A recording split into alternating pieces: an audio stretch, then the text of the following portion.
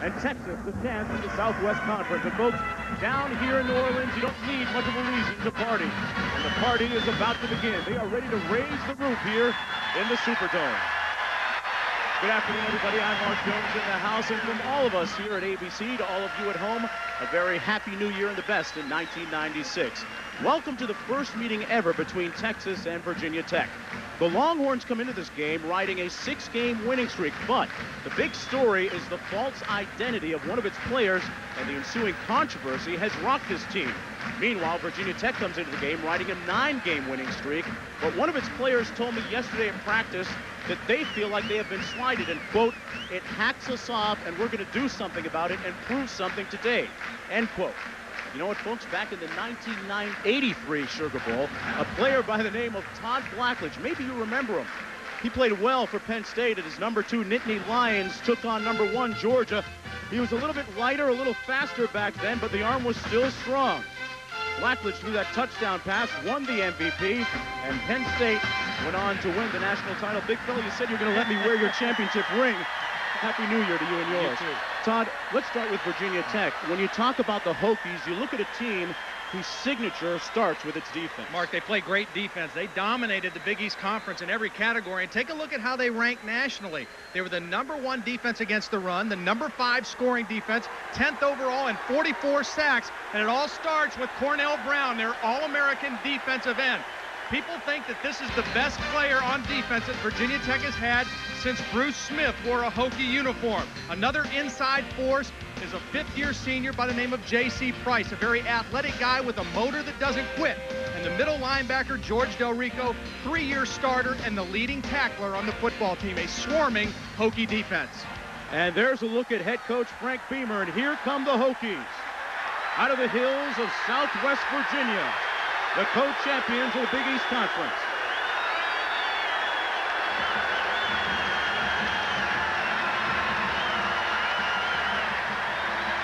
Todd, let's talk about the team on the other side of the field now. Texas, they have had a record-setting year offensively, a great one, the best maybe in John Mackovic's tenure so far. Well, Mark, they gained over 5,000 yards on offense, and it starts with their quarterback, James Brown. Now, the scary thing about James Brown, he was the Southwest Conference most valuable player on offense, and he played hurt the whole year. He had a bad shoulder throughout the season, a bum ankle late in the year. He's not 100% yet, but he's still healthier than he's been. They can also run it. Tailback Sean Mitchell became the first guy since Eric Metcalf back in 1987 to run for over 1,000 yards for the Longhorns. They've got a bruiser back, too. Ricky Williams, a true freshman out of San Diego, California. A great 1-2 punch to go along with James Brown. And take a look at what these 3 guys have meant to the Texas offense this year. 95% of that record-setting 5,199 yards. And here come the Longhorns onto the field, carrying the banner for the Southwest Conference for the last time in its storied 82-year college football history. But keep in mind the bubbling controversy. For more on that, here's Dean Blevins. Well, Mark, this is being called the most bizarre story of the year and the most bizarre in Texas football history. It centers on a guy known as Ron McKelvey, also known as Ron Weaver. He's a 30-year-old reserve cornerback who provided false information when he enrolled at Texas. Background: Ron Weaver graduated high school in California, played junior college ball 2 years, then finished eligibility at a 4-year school. Then he reportedly ran into trouble and furnished fake identification as Ron McKelvey. He then entered another junior college as a 28-year-old freshman, was then good enough to be recruited and signed by Texas. The story broke last night that he's a fraud and he's now disappeared. I talked with Texas coach John Mackovic about an hour ago. I don't think the school could have done anything differently or would do anything differently a year ago or 6 or 8 months ago. Most of us go on the understanding and credibility or belief that if you get a transcript from a junior college or a high school and the coach presents someone as that person, that is who that person is. But I guess we'll all have to take a little closer look at just about everything. Bonita Money is apparently his sister. She held court today at the Texas Hotel, and she read a statement on his behalf. Well, Ron would like to apologize to the University of Texas, the coaches, the players, for any grief that he has caused. And he definitely understands the severity of the situation. He wants everyone to know that he did this with no intent of malice. He did this because of his love for football and for the second chance to achieve what he knew that he could achieve as a player. Well, reliable sources suspect gang involvement. FBI looking into it. John Mackovic says it has not affected the team's preparation. Mark, let's talk football. Yeah, let's do that, Dean. You know, outside, the Crescent City is ready to light up. Virginia Tech and the Texas Longhorns coming up next. I'm Mark Jones along with Todd Blackledge and Dean Blevins. Frank Beamer says that we must take advantage of this opportunity presented to us today. It's a chance to move up in the college football hierarchy. Meanwhile, on the other side of the field, John Mackovic enjoying his best year this year. He's the guy with the headset on. 10-1-1. He says every game is a big game for Texas fans and players because of these high expectations. Todd, a look at the game stories for Texas. The first, Mark, they must handle Cornell Brown. He is an impact player that can get after the quarterback. They have to maintain their balanced attack. To do that, they have to have some success running the football against the nation's best, and they must have solid kick protection. Virginia Tech has blocked 8 kicks this season, including 4 punts. Well, Texas has won the toss and has decided to receive. That's Adel Larson kicking off, and he will kick off to a very dangerous kickoff returner, Mike Adams. Look at that very healthy average, 24.5 yards per return. It's the 1995 Nokia Sugar Bowl. Here we go. Adams at the 11. Looking for a seam on the left side, and Adams is brought down at the 36-yard line. The tackle made by Keon Carpenter. And there's a look at James Brown, the starting quarterback for the Longhorns. All year he has fought injuries, a shoulder injury and an ankle injury, but he is the healthiest now that he has ever been. Out of Beaumont, Texas, an impressive 13-1-1 as a starter. And they were able to give him about 3 weeks rest. Pretty good at the end of the season. Take a look at the backs and receivers. Michael Adams, who returned that kickoff, also the most dangerous wide receiver for James Brown. Adams about 25 yards on that kickoff return. Mitchell and Williams split behind James Brown. 1st and 10, they immediately start with 3 wideouts. This is how James Brown can hurt you. He can improvise. This time, though, he's tackled. Texas players calling for a late hit out of bounds, but they won't get it. Cornell Brown, number 58, chased down James Brown. It was no late hit, Mark. James Brown, 2 good things to see here. The ankle looks good for James Brown on the sticky turf. He plants, he starts and stops a couple times, and then still has the speed and acceleration to get to the sideline. But you see the speed and the chase down ability of Cornell Brown. He plays from sideline to sideline, and he plays that way all the way through the ball game. Cornell Brown breaking his silence just yesterday. Did not speak to the media the entire week. His play speaking volumes right now, though. 2nd down and long, flag down. This is Ricky Williams. Williams tackled after a gain of about 2 yards, running off tackle over the left side, over Brooks and Elmore. Brought down by Cornell Brown. Our officials today out of the ACC, our referee, Michael Dover.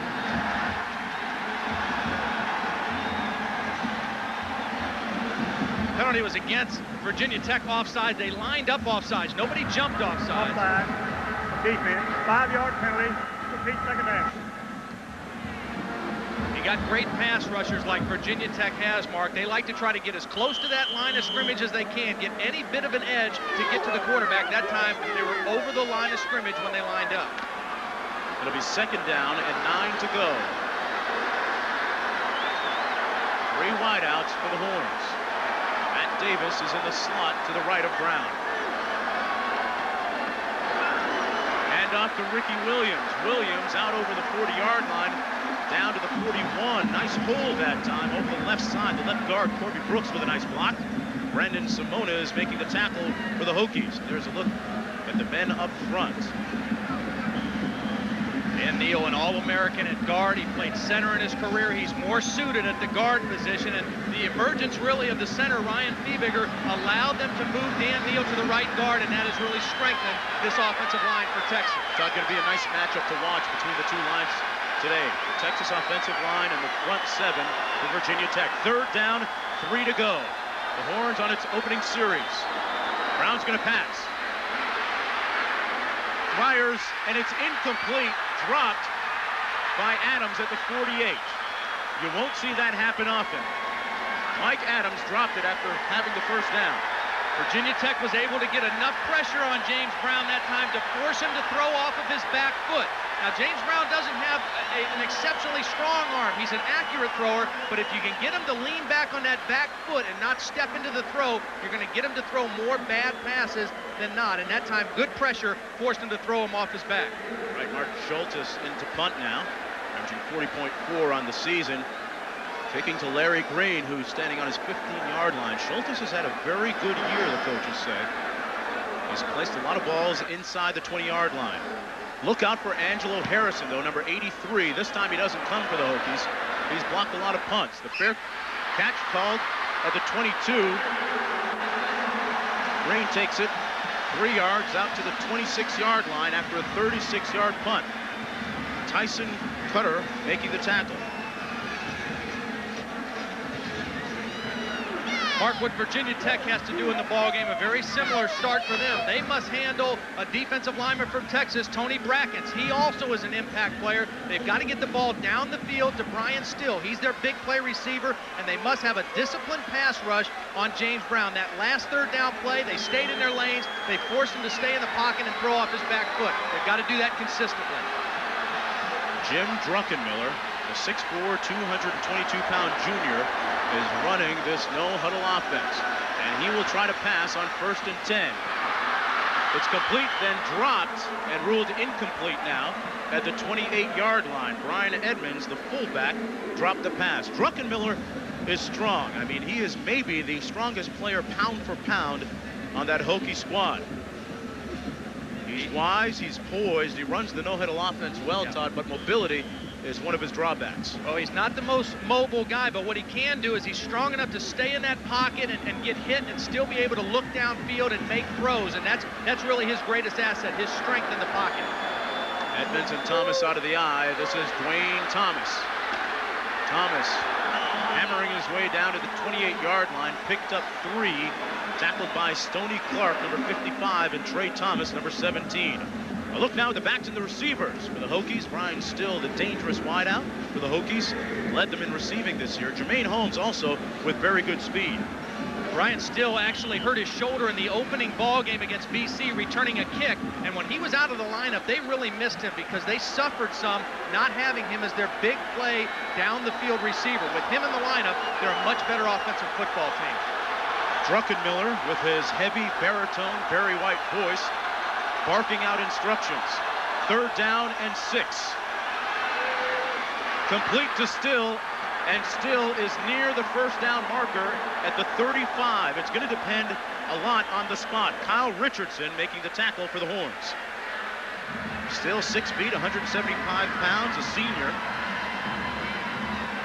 4th in the Big East in receiving yardage, averaging 69 yards per game. Looks like they're going to measure for the 1st down.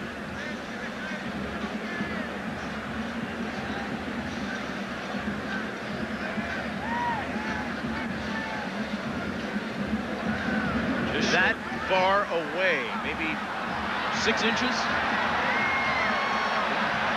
And Coach Frank Beamer is going to send on his punting team. Good decision by Coach Beamer. I mean, there's no point in getting risky at this point in the ball game. Your first possession, you want to let the jitters kind of work themselves out. This is an electric atmosphere. Everybody's a little bit nervous right now. Get a nice punt. Let your defense go back on the field. John Thomas into punt, standing on his own 21. Low snap. Texas comes after it a bit, and Thomas gets off a high spiraling punt. Back at the 23-yard line, Cornelius White is brought down. A 43-yard punt, nothing on the return. We'll be right back. The Superdome, a look at the Hokies front seven. George Del Rico, the leading tackler on that defensive unit. Fifth-year senior out of Seabrook, Maryland, is just kind of an all-around good college linebacker. May not be a pro-style middle linebacker, but he's been a very productive player for Virginia Tech in his career. A look at the Southwest Conference's most efficient passer, James Brown, with his backside of the eye. Adams in motion, the handoff. They try to run between the tackles. There's a flag down at the 23-yard line. Second flag of the game. Last time we saw the Hokies line up offside, the tackle made by Coleman and Gray. Here's the call from our official. And it's against Virginia Tech again.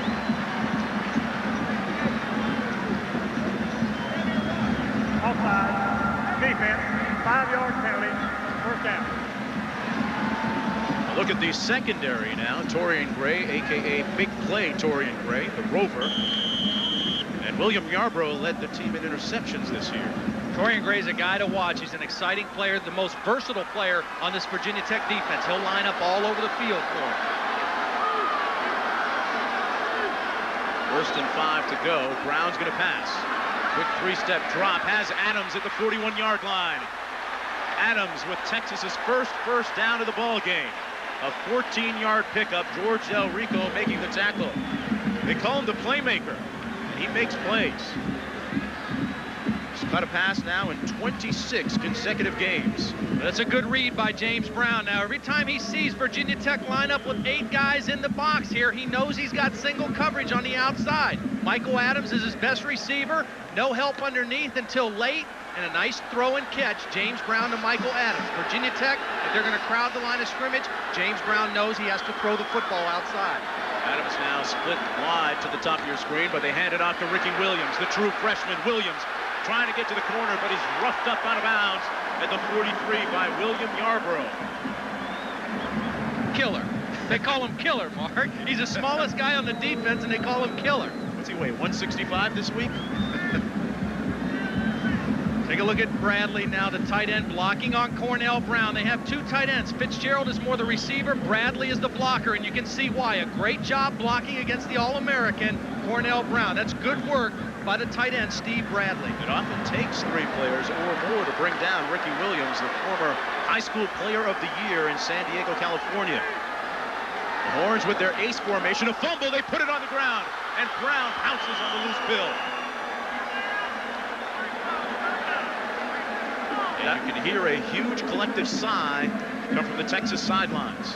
That ball was just never cleanly exchanged between the center Fiebiger and the quarterback Brown. Take a look. It never gets up cleanly into the hands of James Brown, and he very alertly finds the football and doesn't try to do anything fancy. And a lot of times when you play an aggressive defense that gets up and really crowds the line of scrimmage, you kind of lose your concentration. You're worried about where they're going to line up and where they're going to move to, and you don't take care of the little things. It is 3rd down and 15. Brown tries to take off, but is brought down to the 33-yard line. The Hokie defense holding. Byron Newsome making the tackle, the 5'10 junior. Take a look at J.C. Price now, number 59. He was a tight end in high school, so he can run. I mean, he has good mobility. You see him read where the quarterback's going, and look at the acceleration getting to the quarterback. That's just good athletic ability by J.C. Price. That's what marks this defense. They've got guys playing on the line and in the front 7 who can really run. Schultes into punt from his own 20. Gets off a high boot. Green calling for the fair catch at the 29-yard line. A 39-yard punt. Nothing on the return. Just underway here at the Nokia Sugar Bowl. 0s on the board. Superdome, a look at the offensive line for the Hokies. Chris Malone is the seasoned senior, but Todd, Bill Conity has to have a good game today. Yeah, he really does. And Malone and Conity have started every game together, but Conity is coming off of an injury, had surgery on his ankle for an injury he suffered in the Virginia game, and so far he's holding his own pretty good. He was concerned how he would do against the good nose guard, Chris Akins. 1st and 10 from the 29-yard line.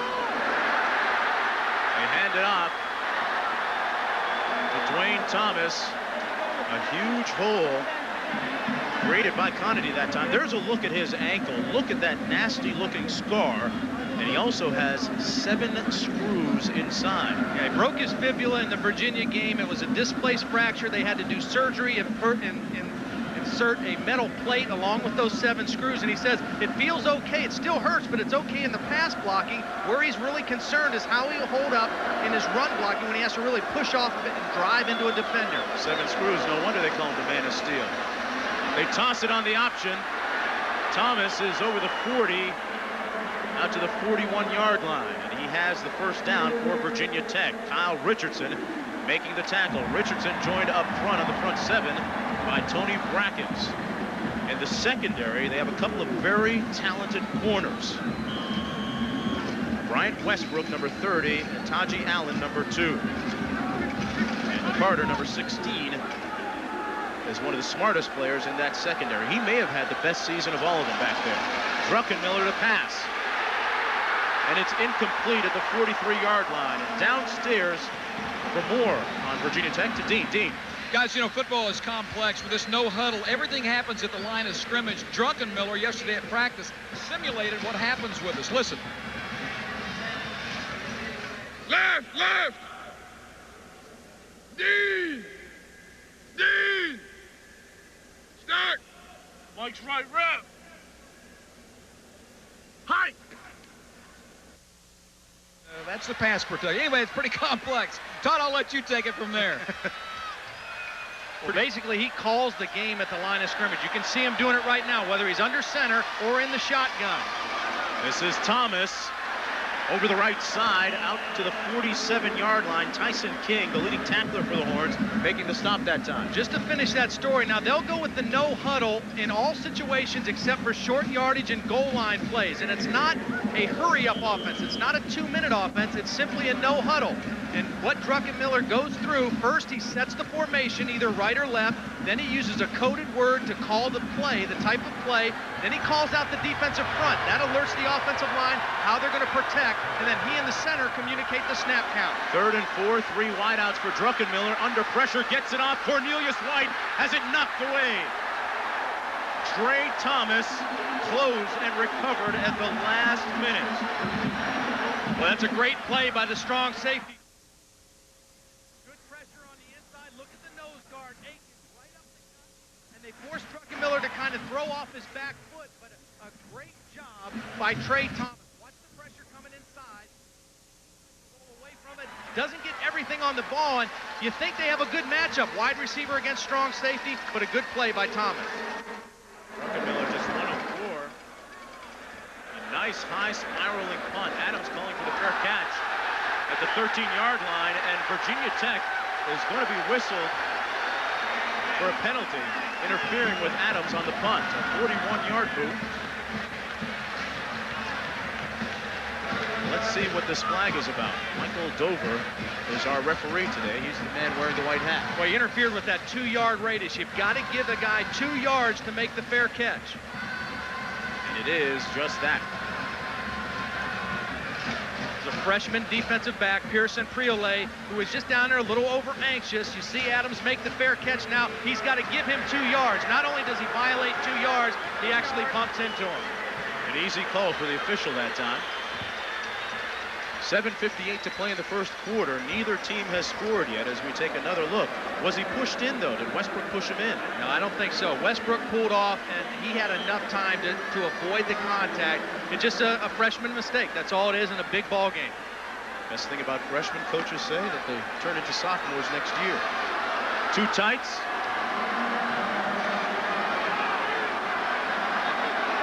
Split backs for James Brown. Sean Mitchell finds a seam.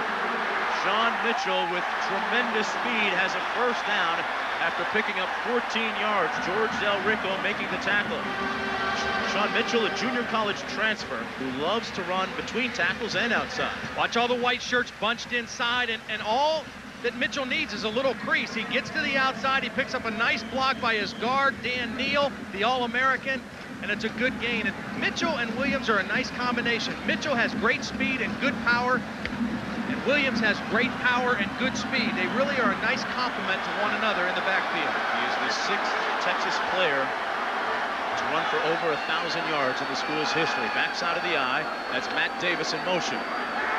Play fake by Brown. Adams on the slant. Adams down to the 32. If you don't know about Michael Adams by now, you better ask somebody. He has a first down after picking up 27 yards. Larry Green was the guy being worked on. Well, this starts with pass protection, Mark. James Brown had a lot of time coming off the play action. You run the ball effectively, go with the play action. Watch how much time Brown has. Tech still can't find the football. He's able to sit in there, and that's a deep in route, and it's a perfect throw to Michael Adams. Torian Gray, the strong safety, got caught in coverage. That matchup favors Texas. They run it to the short side of the field. A pickup of 8 yards that time by Sean Mitchell. This Texas offense, Todd, really starting to find its rhythm now. Early in the first quarter, Yarborough and Newsom making the tackle on Mitchell.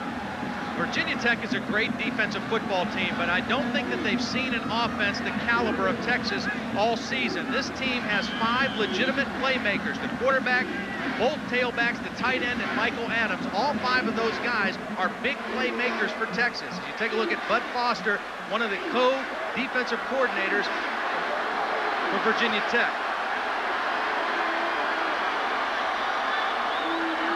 Second down, 3 to go. Williams this time, tiptoeing up the middle, and he has another Longhorn first down at the 16-yard line. Ricky Williams had 163 yards in Texas's last game against A&M, the second most ever by a true freshman for the Longhorns. Brandon Simonis made the tackle that time. He is a load. Yeah, he really is. He loves to run with the football, John McKelvey says. Just loves to get in his hand. If he's 5 yards away in practice, he'll run 95 yards. As you take a look at the Longhorns, inside the 20, 33 times out of 41 scores. That's touchdowns. That's good production. First and 10, 6:19 remaining into the first quarter. Mitchell. He can make people miss. He's slippery. He slides inside and out down to the 10-yard line. Del Rico again making the tackle.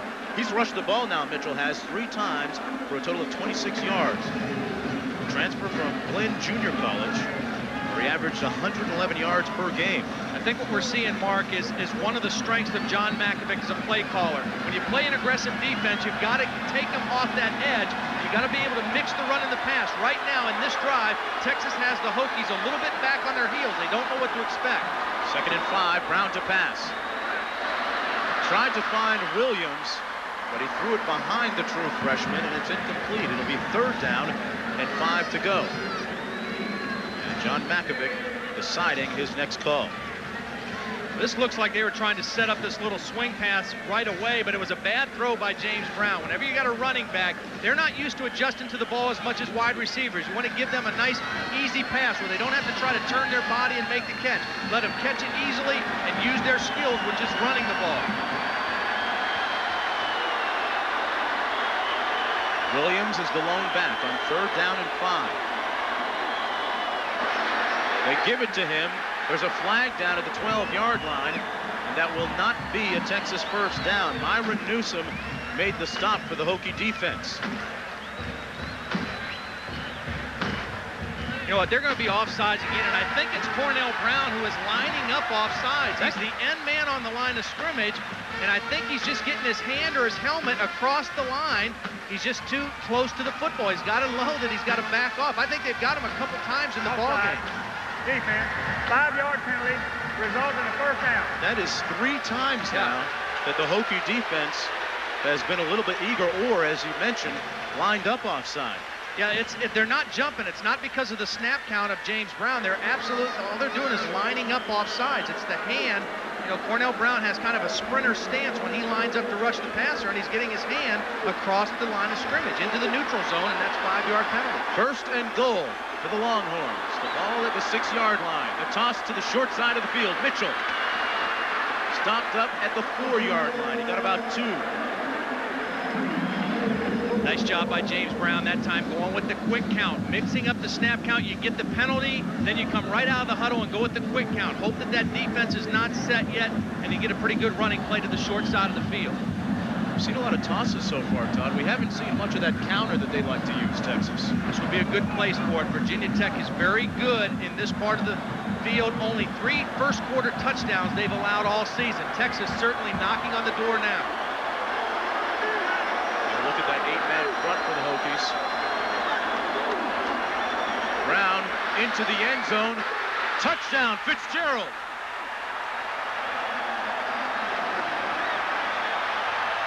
Pat Fitzgerald puts the Horns on the board.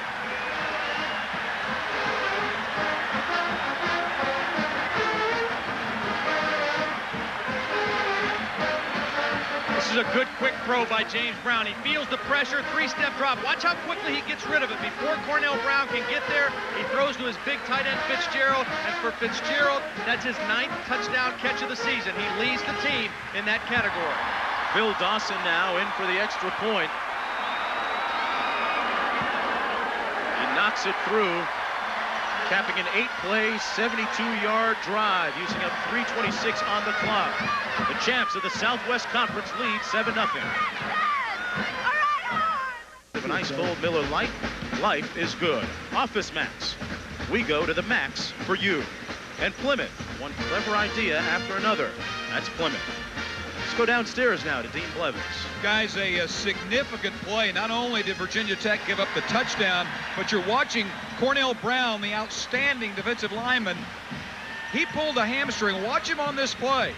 He's been stretching it all game long, hurt it earlier in the week, obviously re-injures it there. He's come off the field, and I'm trying to find out, is he snapping? Thinks he will be back, so we'll keep an eye on that. Apparently he didn't snap it, but he obviously re-injured it, and he'll be stretching it and trying to re-enter. They can ill afford, thanks a lot, Dean. They can ill afford to lose him, Todd. He is the inspirational leader of that defensive unit. Leads the team with 14 sacks. First team All-American. He really raises the level of play of the other 10 guys around him, too, because he plays hard, he practices hard. He's a very quiet guy. He's a younger brother of Reuben Brown, is a starting offensive lineman for the was at Pittsburgh, now with the Buffalo Bills, and he's a great football player. And as you mentioned, they can't afford to lose him in this ball game. Dawson set to kick off from the 35. Antonio Banks standing on the goal line for the Hokies. 4 yards deep. Banks will take a knee.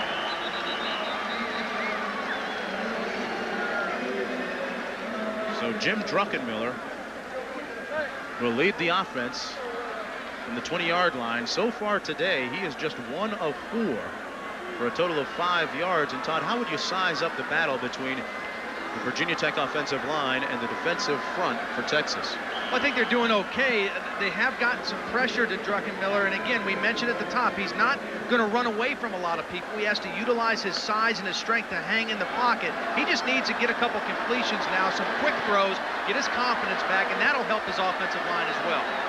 Oxendine now in the ball game. He's the deep back out of the eye. Play fake. The flanker screen to Brian Still.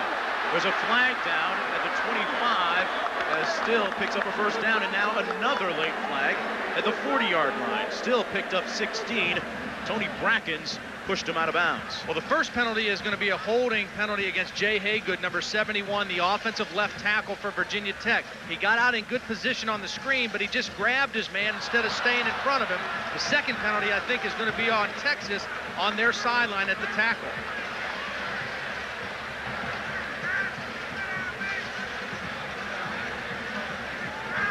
There you go. Not only did Jay Haygood hold, I think he grabbed the face mask. That was the holding. Take a look now. Here's Haygood. He gets the face mask right there of Tajee Allen. So that's a penalty against the offense. Then there's going to be another penalty, a personal foul on the sideline after the play is done. Watch. There's the late hit on the sideline by Brackens, offsetting penalties.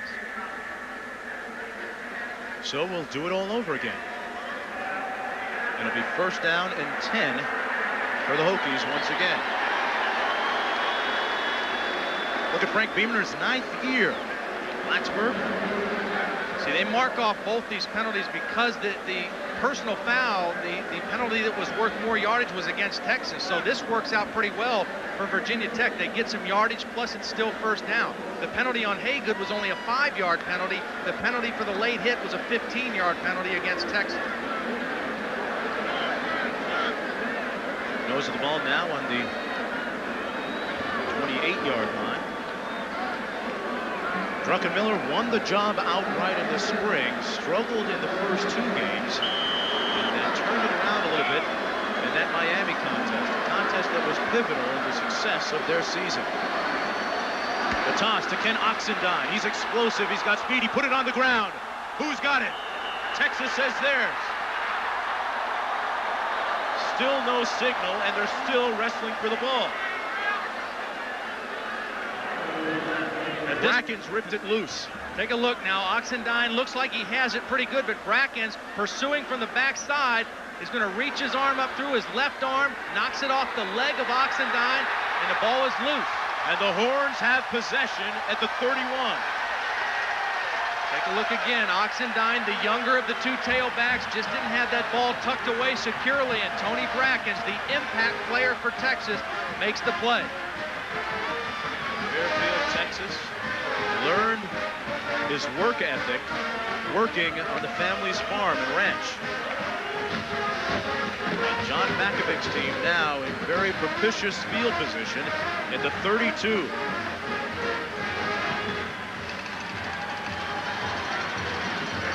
First down and 10. They scored on their last drive. Wouldn't be surprised to see him try to throw it right to the end zone, a deep post right here. McLemore is split wide to the bottom of your screen. McLemore looking to pass into the end zone, almost intercepted, and it's incomplete. William Yarbrough came over, the free safety, and batted it down. It was intended for Pat Fitzgerald, the tight end. Well, Texas really got away with one here. They tried to go with the quick play and get the touchdown right away, and this is an ill-advised throw because there's good coverage by Virginia Tech. McLemore just lofts it down the middle, and really, Yarbrough had both hands on the football, wasn't able to come down with the interception. 4 white jerseys, Todd, in the neighborhood. That did not fool the Virginia Tech defense, and Texas really dodged a bullet there. Clayton and Mitchell split behind Brown. This is Sean Mitchell. Running up to the 24-yard line. Tomorrow night on ABC, Robert Redford, Sidney Poitier, and River Phoenix star in the season's first Monday night movie. It's Sneakers. Tomorrow at a special time, 8:30, 7:30 Central, right here on ABC. Yarbrough making the tackle on that last play. The ball at the 25-yard line. 3rd down and 4 to go. And there is one of the best game day coaches in the biz, John McKelvey. 2 and 3 in bowl games. Approaching 3.5 to play now in the first period. 4 wideouts for the Horns. And Brown is on the move. A flag down in the backfield, and Brown is down at the 23, and he got popped when he was on the carpet, short of the first down. Great hustle play by the defensive end, Hank Coleman. He was not there for the sack, but he kept chasing, and was able to trip up James Brown short of the first down. That's just great hustle by Hank Coleman in pursuit of the quarterback. Todd, one of the things that you have to be impressed with defensively for the Hokies is the number of guys like number 6, Hank Coleman, who can run to the ball. Holding, offense, 10-yard penalty, spot the foul, 3rd down. Take a look as this play unfolds. Coleman is rushing from the top of the right of your screen against John Elmore. That might be where the holding occurred, but watch the hustle now. He doesn't get the sack, but he doesn't give up on the play, and he's able to just trip up the foot of James Brown and stop him short of the first down. Good work by Hank Coleman. 3rd down and Baton Rouge to go, 24 yards. Adams split wide to the bottom of your screen. The inside shuffle pass, and it's stopped at the 44 by Myron Newsom. We have called his name several times today. Newsom was there, and J.C. Price was there as well. J.C. Price, again, using his athletic ability on the inside to diagnose that little play and be there for the tackle, and that's a good defensive stand for Virginia Tech after the turnover. Schultes into punt. There's a look at Green. Schultes should be able to knock this one inside the 20. They've uncovered this outside guy here. Coming after it. Hangs it up high inside the 20. Green with a fair catch at the 18-yard line. 26-yard punt, nothing on the return. It's 7-0 for the Horns. Stick around, we'll be right back. gave the Hokies a 13-7 lead. And then they watched the Canes march downfield late in the ball game, but the Hokie defense, as it's done so many times this year, came up big, knocking down that pass. They won the game, defeating Miami for the first time ever, and went on to a 9-2 record and an appearance in today's Nokia Sugar Bowl. That was a huge game, Mark, because they had lost to Cincinnati the week before 16-0, so morale could have been down. They came through with the big win against the Hurricanes. And they should have beaten Boston College, many people think, too. There's Dwayne Thomas out to the 21-yard line. Tyson King making the tackle. But Frank Beamer said that that was the pivotal point in their season when they defeated Miami. Some people think that they may have looked too far ahead to the Hurricanes and dropped those first 2 games. Well, they did it in a real blue-collar way, the way they've done all year. They ran the ball for 300 yards. Their defense had 6 sacks and 2 interceptions, and that's the way they won ball games all season. Drunkenmiller comes back to the short side of the field. Brian Edmonds, the fullback, with a nice gain out to the 34-yard line. A pickup of 13 and a first down for the Hokies. Tyson King making the tackle. Edmonds, a fullback at 245 pounds, as you witness right there, has very good speed. Well, here's Edmonds here. Now, they're going to fake the screen this way first. Watch Drunkenmiller have the patience to fake the screen and then come back to the left. It's a double screen. He takes the ball, he fakes it out to the right, and then comes back, and he has 2 linemen setting up out there to block, and that's good execution by Virginia Tech on the double screen.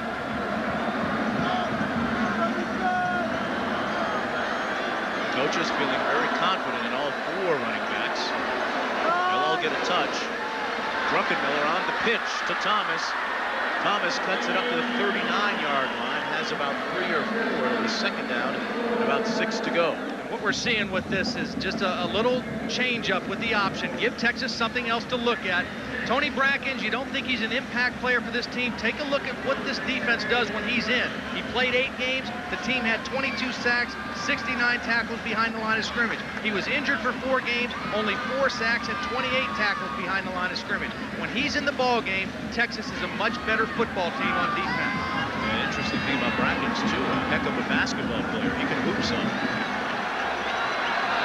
Second down and 6 to go. Drunkenmiller on the quick slant to the tight end. And man, did Brian Jennings get jacked at the 40-yard line, but he gets up and says, didn't hurt any. Tyson King making like Mike Tyson that time. A knockout blow. Time winding down now in the first period. It'll be 3rd down, about 4 to go. Jennings a little crossing route, and he gets double teamed. King actually gets his legs out, and I think it was Brackens who peeled off the pass rush and got the big hit on the top. Not sure that Drunkenmiller is going to get this playoff, and he won't. Well, the first 15 minutes of the 1995 Nokia Sugar Bowl are in the books. We're in the land of good jazz and great food. Spicy battle on the field. Stick around. We'll be right back. A look at Bourbon Street, bubbling as always. A lot of different flavors down there and different types. That street's entirely too narrow for the number of people that are going to be out there tonight, I'll tell you what. Big play right here for Jim Drunkenmiller. He's got to get something going offensively. They got to get into a little rhythm. They're in good field position. Need the first down. 3rd and 5. 4 wideouts for Drunkenmiller. Gets it off in time. Complete for the first down. Nice catch by Jermaine Holmes, a pickup of 14 yards. See, that's what Drunkenmiller can do. He's not going to run away from the pass rush, but he's strong enough that if a guy gets around his legs, he can just stand in there and he still has to make the throw. Watch as his eyes are downfield. He's going to get pressure. There's bodies around his leg. Stoney Clark is a big man with his arms around his legs, but Drunkenmiller is able to hold in the pocket and make the throw downfield. That's good strength by the quarterback, Drunkenmiller. Drunkenmiller, Todd, now 3 for 3 in this drive. Out of the shotgun again, 4 wide receivers. Has plenty of time. And it's picked off. Jason Reeves is still on his feet. Reeves brings it back to the 32-yard line. And Texas will try and take advantage of Virginia Tech's second turnover of the ball game. But Drunkenmiller has time. He does a nice job moving out of the pocket, but it's always dangerous to throw back across the grain, and the ball gets tipped in there first. It gets tipped twice, actually, before Reeves is able to corral it for the interception. That's just good work, alert play by Texas reacting to the ball in the air. It's always dangerous to throw across the grain back to the middle of the field. There's more defenders in the middle there than there are on the outside. As I mentioned, the Hokies with 2 turnovers today. On the 33, toss to the short side of the field, Mitchell. Went out of bounds at the 37. He'll lose about 4. Boy, good play by Brandon Simonis, the outside linebacker. They call him the whip linebacker, and really the whip linebacker and the rover or strong safety in this Virginia Tech defense are the same kind of player. They're perimeter players, and their job is to keep everything to the inside. That time Simonis did a nice job running him out of bounds for a loss of yardage situation. Simonis, second team All Big East Conference this year. Second down and 14 to go.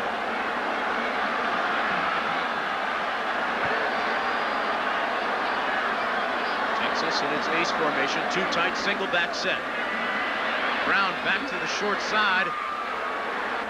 It's complete at the 35 to Pat Fitzgerald, the tight end.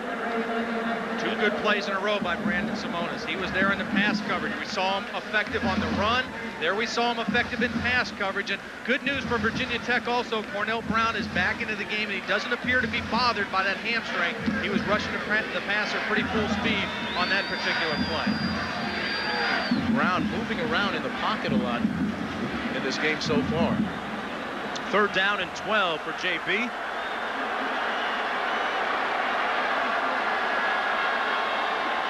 Receiver split to the bottom of your screen. That's Adams in motion. Play fake. Brown looking for Adams, and he overthrows him. McLemore ran to the post, and it's 4th down. That is great defensive work by Virginia Tech. The 2 coordinators, Bud Foster and Rod Sharpless, have to be thrilled because 2 turnovers here in the first half. You give Texas good field position, and you're able to shut them down and out of field goal range. That's good work, good pressure that time by Lawrence Lewis, number 56, and Cornell Brown, both guys coming from the end position. You are looking at Phil Dawson from 52 yards out. It would equal his career best. He certainly has the leg to make it. He hit him from 55 in practice. This one's good. Dawson nails it to give the Horns a 10-0 lead. He is now 14 of 21 on the year, and you ask yourself, how close was it? Folks, it was that close. We'll be right back. They will burn you more often than not. You want to make that team have to drive the football the full length of the field. Don't give them the short field. They've got too many weapons, and they've really kind of dodged it here in the first half, only down 10-zip. Second down and 8. That's Oxendine. Oxendine this time hangs on to the rock, and he takes it out to the 17-yard line, and that is good enough for a first down for the Hokies. Oxendine fumbled on his last carry. He was brought down by Kyle Richardson and Trey Thomas. Take a look at Texas now. Really, they kind of turned the corner defensively midway through the season. The first 6 games, they allowed 15 touchdowns. The last 6 games, only 7 touchdowns allowed. A lot of that had to do with Tony Brackett's being healthy, but I think Gary Darnell, the defensive coordinator, got a little more aggressive. They started blitzing, attacking the line of scrimmage more, and it became a much better defense towards the end of the season. First down and 10. Inside handoff to Oxendine. Fighting off a couple of would-be Texas tacklers out to the 23-yard line. He'll pick up about 5. Brought down by Shane Rink. An interesting week in coaching shuffling, and Dean Blevins has more. Guys, Howard Schnellenberger was named the Oklahoma coach about a year ago. John Blake is the coach today. He came in second a season ago. And John joins us now live on a payphone in Norman, Oklahoma. John, congratulations. It was a big day for you in Norman as you were announced the head coach. No question, Dean. It was a special day for me, man. I'm excited and ready to go. We're going to join the action. Be back with you in a minute, John. All right, stick around, fellas. Second down and 4. Drunkenmiller complete to the tight end, Brian Jennings. 12-yard pickup, another first down, and back to Dean Blevins. John, the people around the country, I'm sure, will want to know the answer to this question. You've not been a coordinator. Now you jump to head coach. Can you handle it? There's no question I can handle it, Dean. Same message I gave everybody else. It's not my fault. It took everybody 50 years to accomplish what I've accomplished in 34 years, so I'm ready to go. It's just a title. John is the defensive line coach for Barry Switzer now. He was with Jimmy Johnson. We'll go to a play and come back, and we'll wrap it up with it. All right. Big week for our Dean Blevins, breaking a couple of stories. Big smile on Dean Blevins' face, too. He liked that hire. He likes John Blake, and, of course, he's interested in the Oklahoma program. Former quarterback, flagged down at the 35. That's Marcus Parker fighting to stay on his feet. Back to Dean. John, what are you going to do with your time now? You're going to recruit at Oklahoma because you got a lot of work to do, or are you going to coach the Cowboys in the playoffs? My first priority is the Cowboys. We got to get to the Super Bowl, and that's my first priority, and Jerry Jones knows that, Coach Switzer knows that. And in addition, I'll just recruit out of the office and fly out at night and do a couple of visits, but I need to make sure I do all I can to help this team get to the Super Bowl. All right, can we still call you Boo Blake? You can call me Boo off the record. All right, Coach Blake, thanks. And, guys, I'll tag it by letting you know this guy lost 135 pounds in the past year. Shows a great amount of discipline, and I think that told you how serious he was about coaching in his future. And he'll have to whip that Oklahoma crew into shape as well. Well, I would say that's about as close to jumping out of the frying pan and into the fire as he's going to get. Oklahoma down a little bit. The Big 12, an exciting future ahead of them. Oklahoma in that very tough South Conference. Drunkenmiller trying to stretch the defense for still incomplete at the 12-yard line. Westbrook breaking it up. That's perfect position, perfect play by Bryant Westbrook. He never lost sight of the ball. He never panicked in his coverage. He just waited for the ball to come down and made a play. Watch how he finds the ball before the receiver still does. His eyes were on the football longer than the wide receivers were. That's just great work by Bryant Westbrook, being in perfect position to make the play. Interesting, Todd, that Virginia Tech coaches said that they would have to stretch that defense and go long at times. That's one of the first times, maybe the first time, we've seen them do that so far. With 10:15 to play in the first half. And second down and 5, not much happening up the middle. The Texas defense tightening up the screws a little bit, led by Tony Brackens and Chris Akins. Brackens making the tackle that time on Ken Oxendine. Brackens, one of the premier players in the country, a great athlete with tremendous talent. And as I mentioned before, were he not on the football team, he'd probably be hooping with the running horns on the basketball court. Well, that's why he makes the plays that he does. He's that kind of an athlete. He's a basketball player playing defensive end. That's why he's got the great explosiveness in his legs as a pass rusher. Tom Penders would love him. 3rd and 5. The out pattern incomplete for Brian Still, and the Hokies will have to punt. He tried to pick on Westbrook, but he didn't find any success. Drunkenmiller had what he wanted, a one-on-one situation. There was enough of a cushion to get the out in. I think he just rushed that throw a little bit. If he would have held off a little bit longer, he could have made a little better throw to the sideline, and that was a big play that went against Virginia Tech. In comes John Thomas. 3rd punt of the day. Mike Adams averages 17 yards every time he touches the ball. He'll get a touch right here. Heading cross field, running east-west and then south, and brought down at the 15-yard line. 42 yards on the punt. Loss of 1 on the return. 10-0 when we come back. Back inside the Superdome, and Todd Blackledge, as we take a look at the carpet, a couple of different philosophies this week on part of the teams. Well, Texas practiced in the Superdome all week, every practice. Virginia Tech chose to practice at Tulane on a grass field because they had to work on turf back in Blacksburg because of the weather. And I think Texas is a little more comfortable with this surface in the early part of the game. It's a very sticky surface. Texas looks more comfortable on the turf right now than Virginia Tech does. Longhorns play on the rug back in Austin. Pass complete to Mike Adams, reaching behind him to make the grab and the first down to pick up 15 yards. Normally the rule of thumb when throwing an out is you throw the outs out. You don't want to throw the outs back to the inside, but when you've got a receiver as good as Michael Adams, it doesn't matter. Watch him reach back to the inside with his left hand, makes the catch and never breaks stride. Gene Dahlquist, the offensive coordinator, says Michael Adams, when he's healthy and gets his hands on the ball, he does magical things. That was a magic catch by Michael Adams. He's caught a pass in 26 consecutive games. First down and 10, ball on the 31. Twins right. They hand it off to Ricky Williams. Up the middle to the 38-yard line. Next Sunday on ABC Sports, the PGA Tour's champions from 1995 tee off in the first big golf event of '96. John Daly, Ben Crenshaw, Greg Norman headline our final round coverage of the Mercedes Championships. Next Sunday, right here on ABC Sports.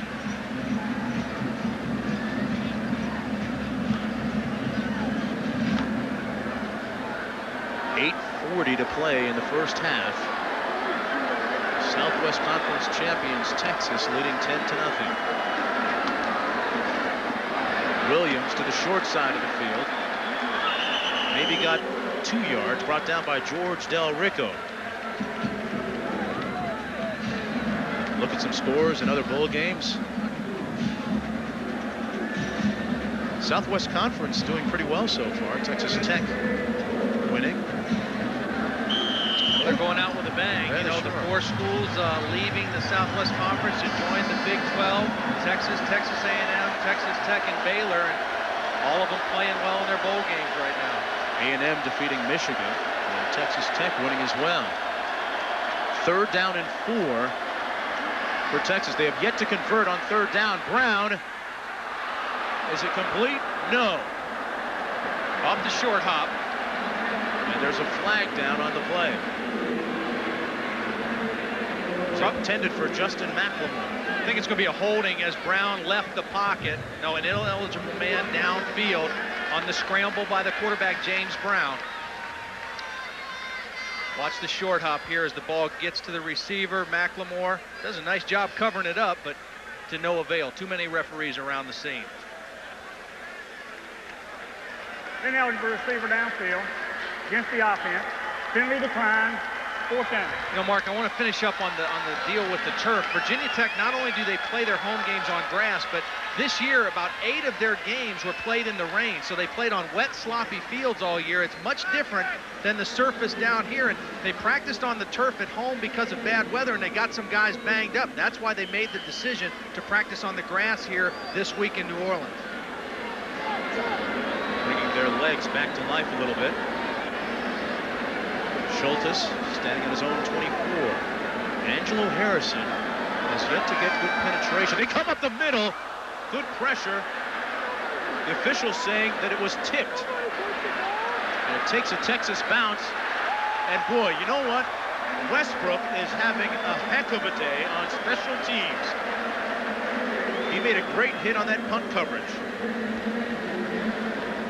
They got good pressure up the middle, and the referee signaled that it was deflected. It didn't look like anybody got a piece of it. Probably should have been a roughing the kicker call against Virginia Tech. It's 10-0 in the Superdome. In the Superdome, let's check in with John Saunders to find out what's happening at halftime. Thanks, Mark. Coming up at halftime, we'll look back at 1995 with our year in review and look ahead with previews of the CompUSA Florida Citrus Bowl and the Rose Bowl. All right, John, Frank Beamer's team trailing 10-0. Beamer telling his squad that, hey, fellas, you know, we cannot show poorly in this game because then people will say, I told you so. Well, he feels that his team has more at stake in this game than most other teams in the bowl games. They're trying to make a statement about Virginia Tech football. They run it up the middle. This is Dwayne Thomas. Out over the 25 to the 26-yard line. Dwayne Thomas, interesting name, and it's interesting how some of these student athletes can make you feel a little aged at times, Todd. I had a talk with Dwayne Thomas at practice 2 days ago. I said, do you know anything about a Dwayne Thomas that used to play for the Dallas Cowboys? Something about a Super Bowl in the Cowboys' glory days? He said, no. He asked me why. I said, don't worry about it. The pitch to Dwayne Thomas. This Dwayne Thomas speaks to the media. Out to the 31. And Dean Blevins has more from downstairs. Dean. Mark, you talked a minute ago about the Southwest Conference in bowls. Let's take a look and see what the new Big 12 has done and has a chance to do in the bowl season. Kansas, of course, the game we had on ABC, won big in the Aloha Bowl. Texas A&M over Michigan. Kansas State a big winner. Texas Tech a winner. Texas winning here. Of course, we have a long way to go, but it's 4-0 with those 3 games remaining. Colorado is favored and Nebraska over Florida. So conceivably 7-0 for the Big 12. And you will see the Big 12 Conference featured next year here on ABC. Pass incomplete to the tight end Jennings. Dwight Kirkpatrick in on the coverage. Drunkenmiller is 5 of 12 for a total of 46 yards. Has an interception today as well. We haven't seen many sacks by the Texas defense, but they're getting enough pressure and enough bodies around Drunkenmiller to just get him out of his rhythm. He doesn't look comfortable throwing the football or like he's in rhythm right now, and that's what pass pressure can do to you. You don't always have to get a sack to be effective when you rush the passer. Here's Brian Still on the flanker screen. Still out near the first down. A tremendous lunging effort at the 40-yard line. He's close. They might have to measure. Take a look at Virginia Tech. They kind of sputtered out of the gate offensively, only scored 67 points in their first 5 ball games, but then they exploded the last half of the season, averaging 42 points a ball game. They have not scored in this one yet. Good Texas defense, but that's one way that they can help themselves, getting the ball to Brian Still. He is a guy who can make plays, and they had a receiver here a couple years ago that by the name of Antonio Freeman was very similar, made a lot of plays. In fact, Antonio had a big game for the Packers today, returned a punt for a touchdown, and a lot of the Hokies were really watching that game closely. But Brian Still is very much like Antonio Freeman. He's got that acceleration, that burst, and that ability to make plays. They've got to get him the football. Preferably, the coaches say, on some deep routes. Yeah. They are short of the first down by less than a yard. That's about, what, 3 inches maybe? It's going to be 3rd down and that much to go. Now look at the respective statistics for the 2 quarterbacks. Brown error-free so far. It'll be a big play to watch the center, Billy Conity, working against Chris Akins, the nose guard, to see how that leg feels, trying to get a push on the inside. 2 tights, Edmonds and Thomas, the backside of the eye. A little movement on the right side by number 40, Shane Miles, the tight end. Well, the right tackle moved first. Mike Bianchi, number 77, moved, and then Miles moved. And that's a tough penalty. You've got 3rd and less than 1. You want to get up there and make the first down, and now you move it back and put yourself into a 3rd and 6. Watch the left-hand side of your screen. Watch these 2 guys. First the tackle moves, then the tight end moves.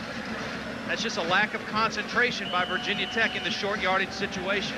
An egregious error that time. You can see Frank Beamer is upset with that. Their 6th penalty of the game. That could prove to be a very costly one here in the first half. Still is split wide to the top of your screen. 3rd and 6 with 5:47 to play in the half. Play fake. Almost picked off, and Jennings makes the catch. Jennings with a first down at the 45-yard line. Man, I'm telling you, the safety, Chris Carter, already was taking pictures in the end zone on the interception. Have another look.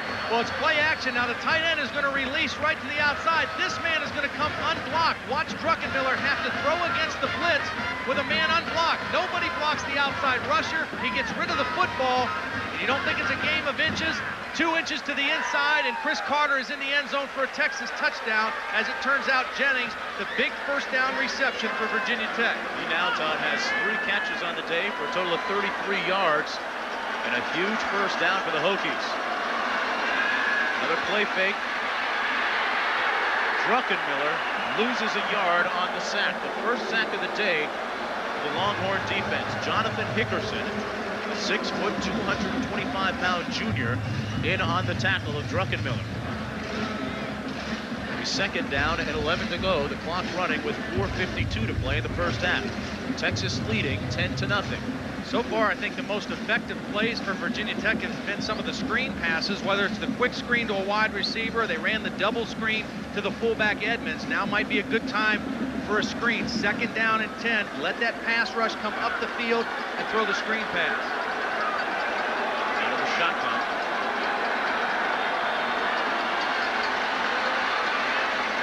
For Jennings again, and he drops it this time at the 28. He would have had the first down.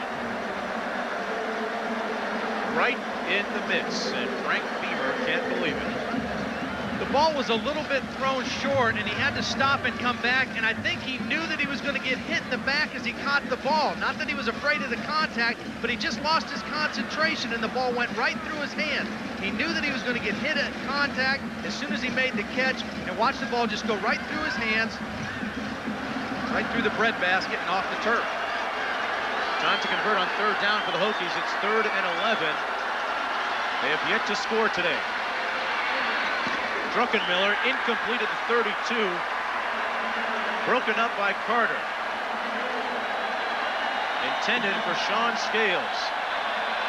Good break on the ball by Chris Carter. Watches the free safety. It's a zone defense. He comes to help the corner, and he has a nose for the football. He makes a good, clean break to the ball and beats the receiver to the football with the collision. Good work. Carter on this last drive with an education and anticipation 2 times getting a beat on the football. And now he drops back on the punt. Carter, a 6'1" junior. And here's the punt from Thomas. Fair catch called at the 14-yard line with 4:10 to play in the first half. A 32-yard punt. The Horns leading 10-0. So Texas, we expected Virginia Tech's defense to play well, and they've held them in, but Texas's defense has really shut down the Hokies. And there's a play by the leader, Cornell Brown, for the Hokie defense. The 246-pound junior who injured a hamstring earlier in the game, making the tackle that time. The interesting thing about Brown is that earlier in the week he had the numbers 8 and 13 taped to his helmet to commemorate James Crawford and Tony Morrison, a couple of suspended players for the Hokies who did not make the trip. A couple of his roommates, dedicating today's game and his performance to them. The handoff is to Ricky Williams, who falls forward to the 15-yard line on 2nd and 11. Williams.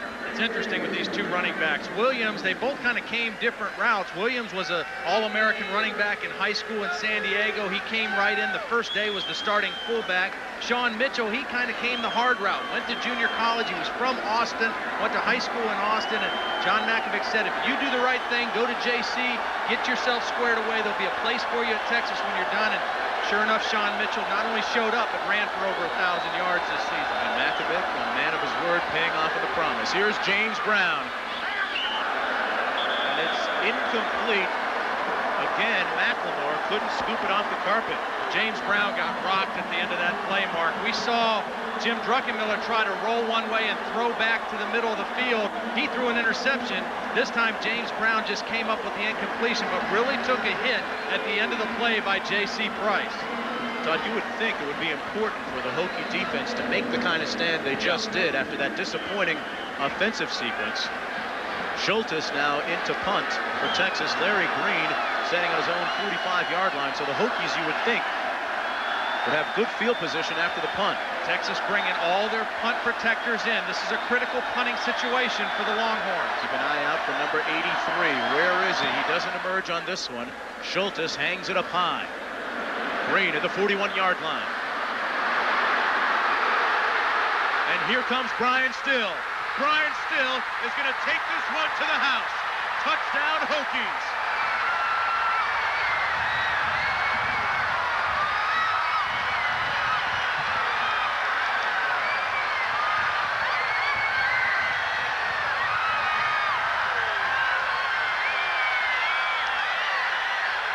Mark, a great job by Frank Beamer changing up the punt return. They brought Brian Still in to return the punt, and they set up the return. They made it look like they were going for the block. They pulled out to set up the return, and they got the ball in the hands of their big play guy, Brian Still. Texas was expecting the rush. Virginia Tech went for the punt return, and Brian Still gets the Hokies in the end zone. And finally, we hear the vociferous fans from Blacksburg. Over 35,000 of them have made the trip from the campus nestled in the rolling hills of Southwest Virginia. The Hokies on the board with 7 points, courtesy of Brian Still. Take a look at this now. The last 26 games, the defense for Virginia Tech and the special teams over the last 3 years has combined for that 16 touchdowns now. A great punt return by Brian Still. And a lot of times, if a team is going to try to block a punt, you tell the returner to go for a fair catch. When he saw that he wasn't going with the fair catch, you knew Virginia Tech was actually trying to set up the return. They wanted to get the ball to Brian Still, and he made it pay off for him. You can never underestimate the value of great special teams, and Virginia Tech has always had strong special teams under Frank Beamer. That's the way he likes to play football. When he was in college, he played for Jerry Claiborne at Virginia Tech, and that's the way they played. You see everybody in, but they didn't rush. They're just trying to hold up the guys running down to cover the kick. No fair catch by Brian Still. When he catches it, he's got about 5 yards in front of him because they held up the guys covering the kick, and then he just uses that acceleration and that burst. Nobody even laid a glove on Brian Still. Great work by the guys up front for Virginia Tech, holding up the men that are running down to cover the kick. Larson now to kick off for the Hokies. They're back in this ball game. It's 10-7 with 2:34 to play in the first half.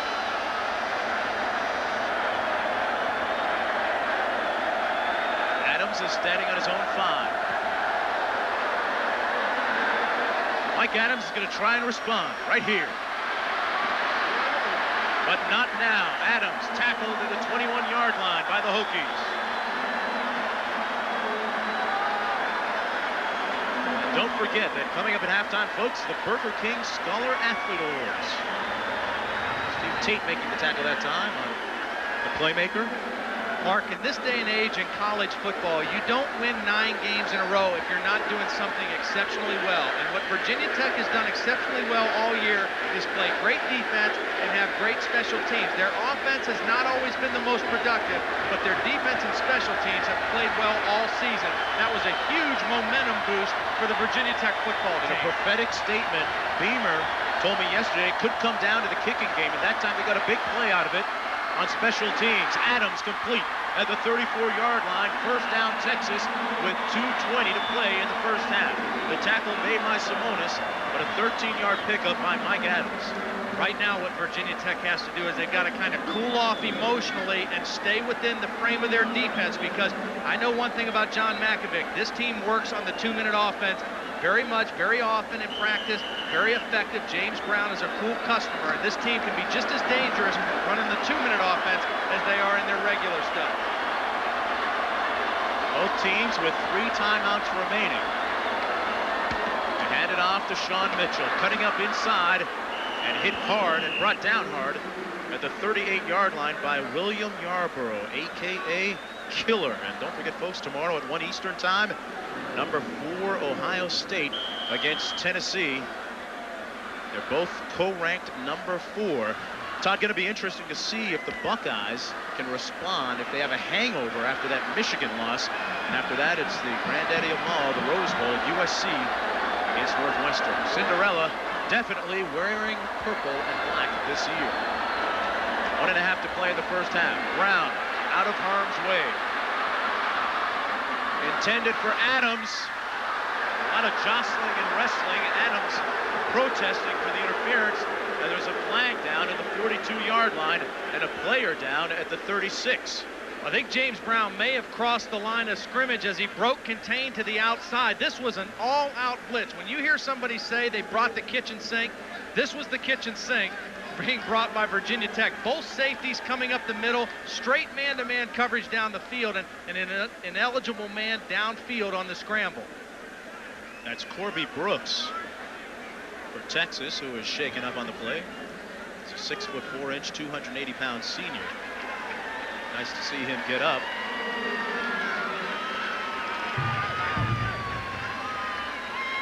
Take a look at the blitz now. Watch the safeties come right up the gut, and James Brown knows he's got to get out of the pocket. There's not enough blockers in there to pick everybody up.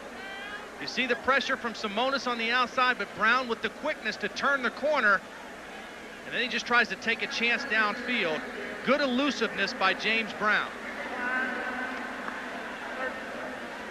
Time now for this Hokie defense maybe to take a look at that lunch pail on the sidelines that they draw so much inspiration from. They have a lunch pail on the sidelines that they rub and touch for inspiration and motivation. And right here and right now it's 3rd down and 5.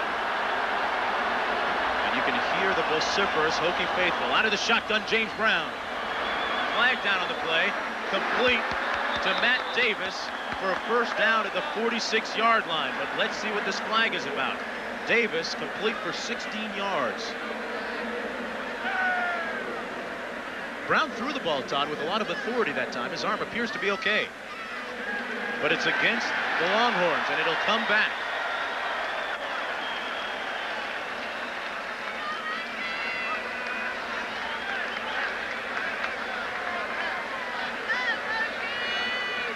Here's the call.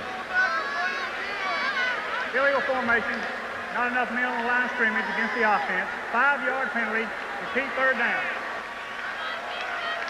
Well, you can take a look. I think it's going to be on the left side. They don't have enough guys up on the line of scrimmage. One of these receiver has to come up. But watch how they're asking this left guard, the new left guard in the game, to have to swing out and get this outside rusher. He's not able to get there for the block, but James Brown does a nice job stepping up inside that outside rush. But you must have 7 guys on the line of scrimmage. That time, too many guys lined up in the backfield for Texas. As a result, it's 3rd down and 11. Brown gets it off, and it's almost intercepted by Larry Green. He had a beat on it, but couldn't squeeze it. Regardless, Texas will punt it away. Another good defensive sequence by the Hokie defense. Last time on the punt return, Brian Still took it back for a touchdown. This time, they send back Larry Green. Mark, you don't think this Virginia Tech defense is one of the best in the country? Texas averaged 433 yards per game on offense tonight. In the first half, only 119 so far in the ballgame.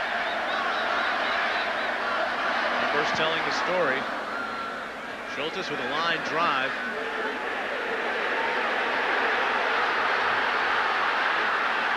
And it's down. Is it a loose ball? It might be. It may have hit a Hokie player.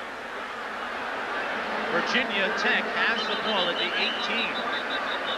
Mark, I want to tell you what happened on this play. The return man, Green, thought that the ball bounced off of a guy who was coming down the block, and there was some confusion there. He didn't know whether he needed to get on the football or not. If he would have been sure that it didn't touch anybody, he would have run away from the football, but he thought it bounced off one of his blockers and thought he needed to recover it. This was almost a huge break for Texas. Now watch Green as the ball comes down. Does it hit his teammate? It looks like it does hit his foot. Larry Green then knows, I better get on the football. Nobody jumps on it for Texas, and it's just that hesitation right there. Larry Green realized the ball hit the foot of his blocking man, and he better fall on the football, and they are very lucky that they recovered it. Todd, Steve Bradley, number 89 for Texas, could have jumped on it. Yeah. He did not know that it was a live brawl. 56 seconds to go in the half.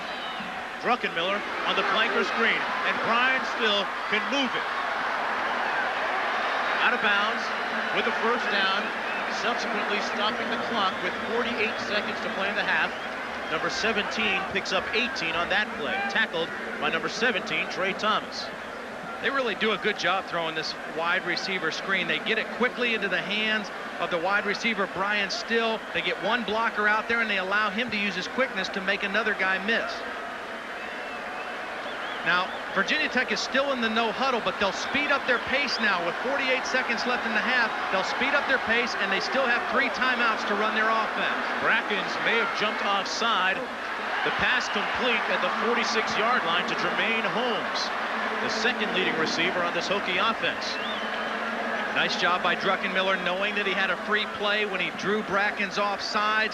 Go ahead and make the throw downfield. Take a chance at a big play. It was offside against Texas. 41 seconds to play in the first half. Holmes with 6 touchdowns on the season, and we're going to take a timeout on the field. Defense, penalty decline, First down. Wait for the call, the first down. And panoramic view of the Louisiana Superdome. And right now, let's check in with some other ABC programming. When it's called the best new show of the Blackledge's best friends know exactly what year we're about to usher in. About 4 hours away from midnight Central Time, and a look at Adel Larson, native of Scandinavia, career-long field goal of 48 yards. So they still need to move the ball a little bit with 41 seconds to go to get into his range, Tom. Well, I was watching him warm up, and he has a very strong leg as well. We already saw the leg strength of Dawson, but Larson kicking in the dome as well. I think he could maybe stretch that out to around a 50, 51-yard field goal if need be.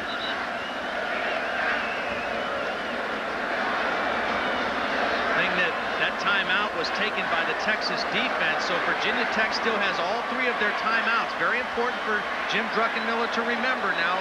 He's got plenty of opportunities to throw the ball into the middle of the field and stop the clock with the timeouts. He doesn't have to just work the sideline here in the 2-minute situation, but he really can't afford. The one thing he cannot afford to do here is take a sack. They're across the 50. They've got to get positive yardage out of all their plays.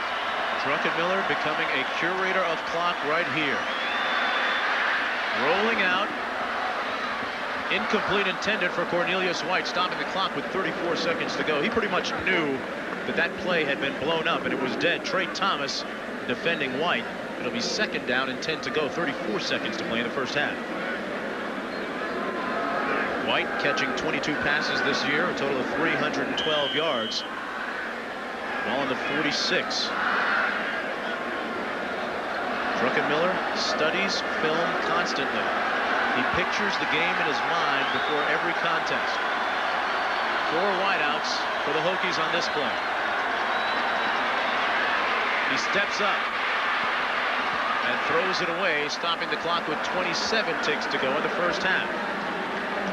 Texas doing a nice job just playing zone defense here. They called that timeout to make sure they got what they wanted defensively. A 4-man rush. They're playing zone behind it, and right now Jim Drunkenmiller having trouble finding where to go with the football. Good coverage in the zones by Texas. Look at his 3rd down efficiency. He's 3 of 6. Converting 2 times. They've got to get to the 36-yard line for first down. It's 3rd down and 10. At that point, they would still not quite be in Larson's range. They moved Tony Brackens to an inside rush position here. He's not on the end. He's inside over the guard. They're coming on the blitz. Is it complete? No. The official says no. It was intended for Scales. Tony Holmes was providing the coverage.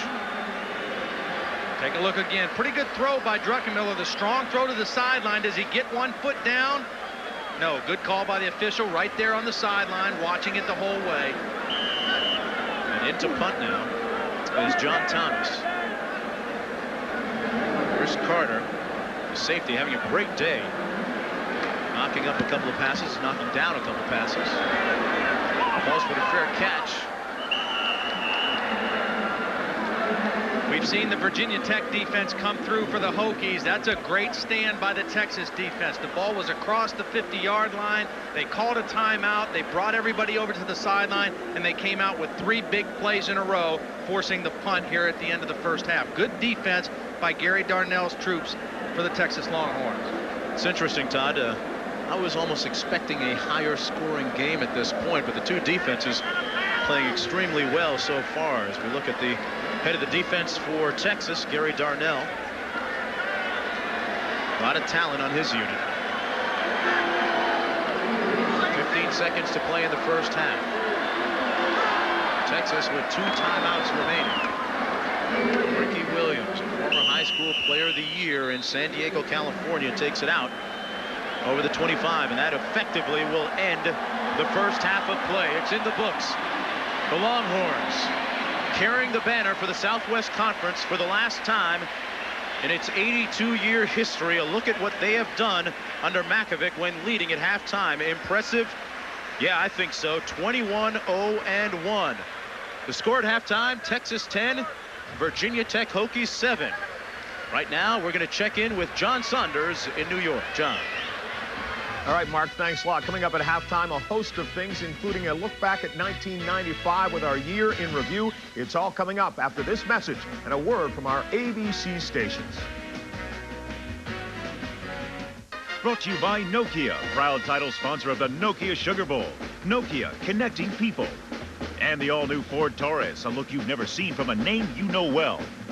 We'll be back with halftime activities after this message and a word from our ABC stations.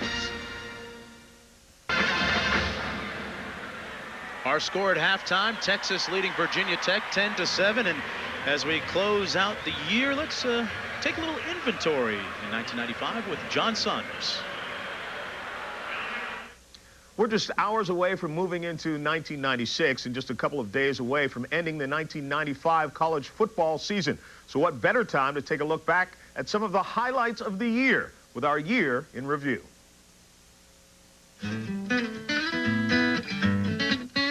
Stand by TV1. Anybody want to come in, right? 13 is on track. 4th and 10 for seconds. It's come down to this in the opener. Lobs it. Hayes is there. Touchdown! We're going to throw the envelope for it. This baby's over. Money fires. Touchdown! 28-27. Army's going for the win. Takeda. He's got Lashinsky. Oh, he didn't get it. What a play. Ivory Covington.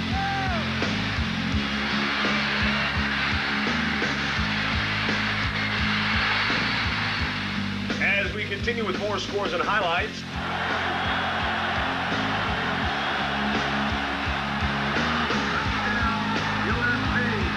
USC down 5. There he is. Into the end zone. Touchdown, Keyshawn Johnson. They hand it on to Jabbar. Can he get there? That's it. It's over. Oregon's defense responds. Well, they're going to try to run one play, and it better be a quick one as Grove throws. He got intercepted. Picked off by Virginia Tech. Antonio Banks takes it all the way. 4 seconds left. The snap back to Danny Cannell. And he hands off of the middle. No, he lost the ball. What are they going to call? They're going to say no. They're going to say no. Virginia won the football game. Virginia. I don't believe it. There's been plenty of debate controversy over running up the score.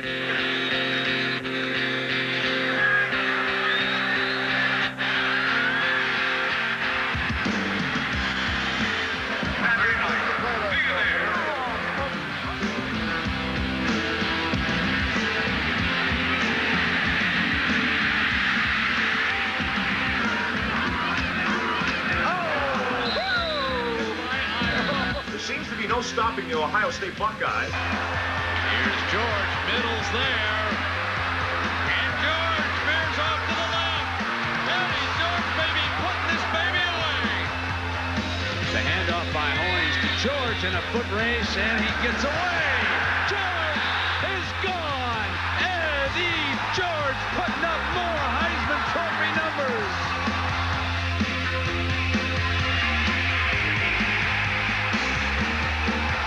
Another team has slipped from the ranks of the unbeaten. Wallace stumbles and falls, throws the ball in the end zone. Oh, that's snap. Gets past Burton. Burton chasing it down inside the 5, picks it up, and he's tackled at the 1-yard line.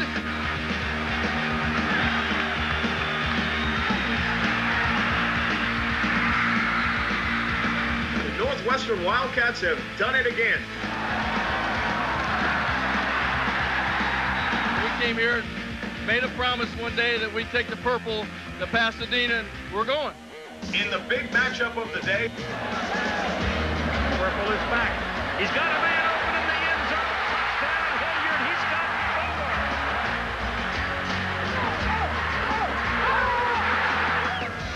4. Danny back looking around, goes into the end zone with Gurley. Touchdown. Tommy Frazier has the Cornhuskers on top once again.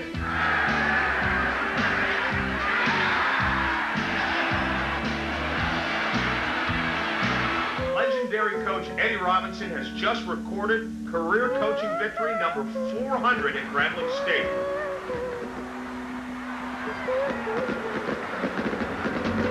Texas hooks them one more time for the last Southwest Conference Championship.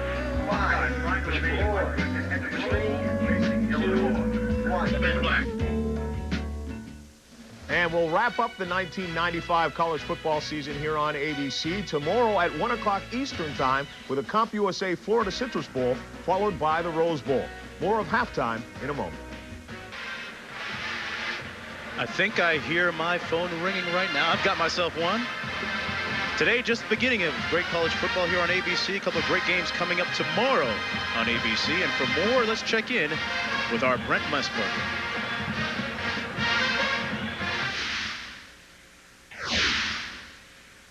Well, coming up tomorrow at 1 Eastern Time here on ABC, we have got the CompUSA Citrus Bowl. Dick Vermeil, Ohio State Buckeyes, with a Heisman Trophy winner running back Eddie George. Well, and next year's Heisman candidate in Peyton Manning at the quarterback for Tennessee. Outstanding player. So it should be some matchup.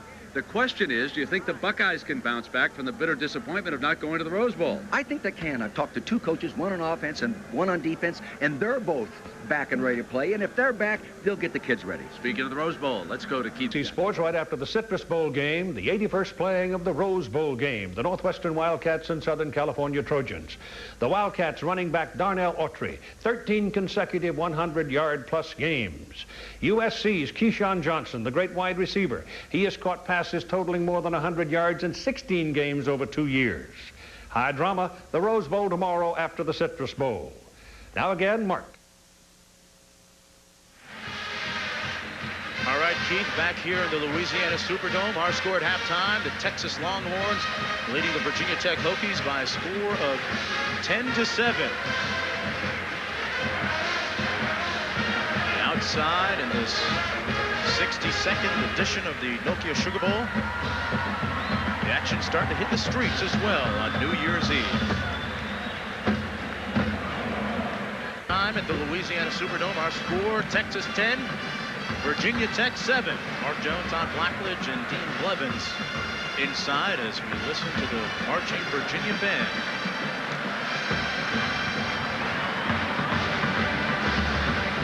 We're in the city that loves a band, a parade, and a party. And they partied after this punt return by Brian Still. 60 yards for the touchdown, Todd. Well, they really counted on their defense and their special teams in that first half to get them back in the ball game. It brought some enthusiasm back to the Hokie football team. They trail by 3 at halftime. We're in the land, folks, of great gumbo. And we'll be back after these messages from our ABC stations.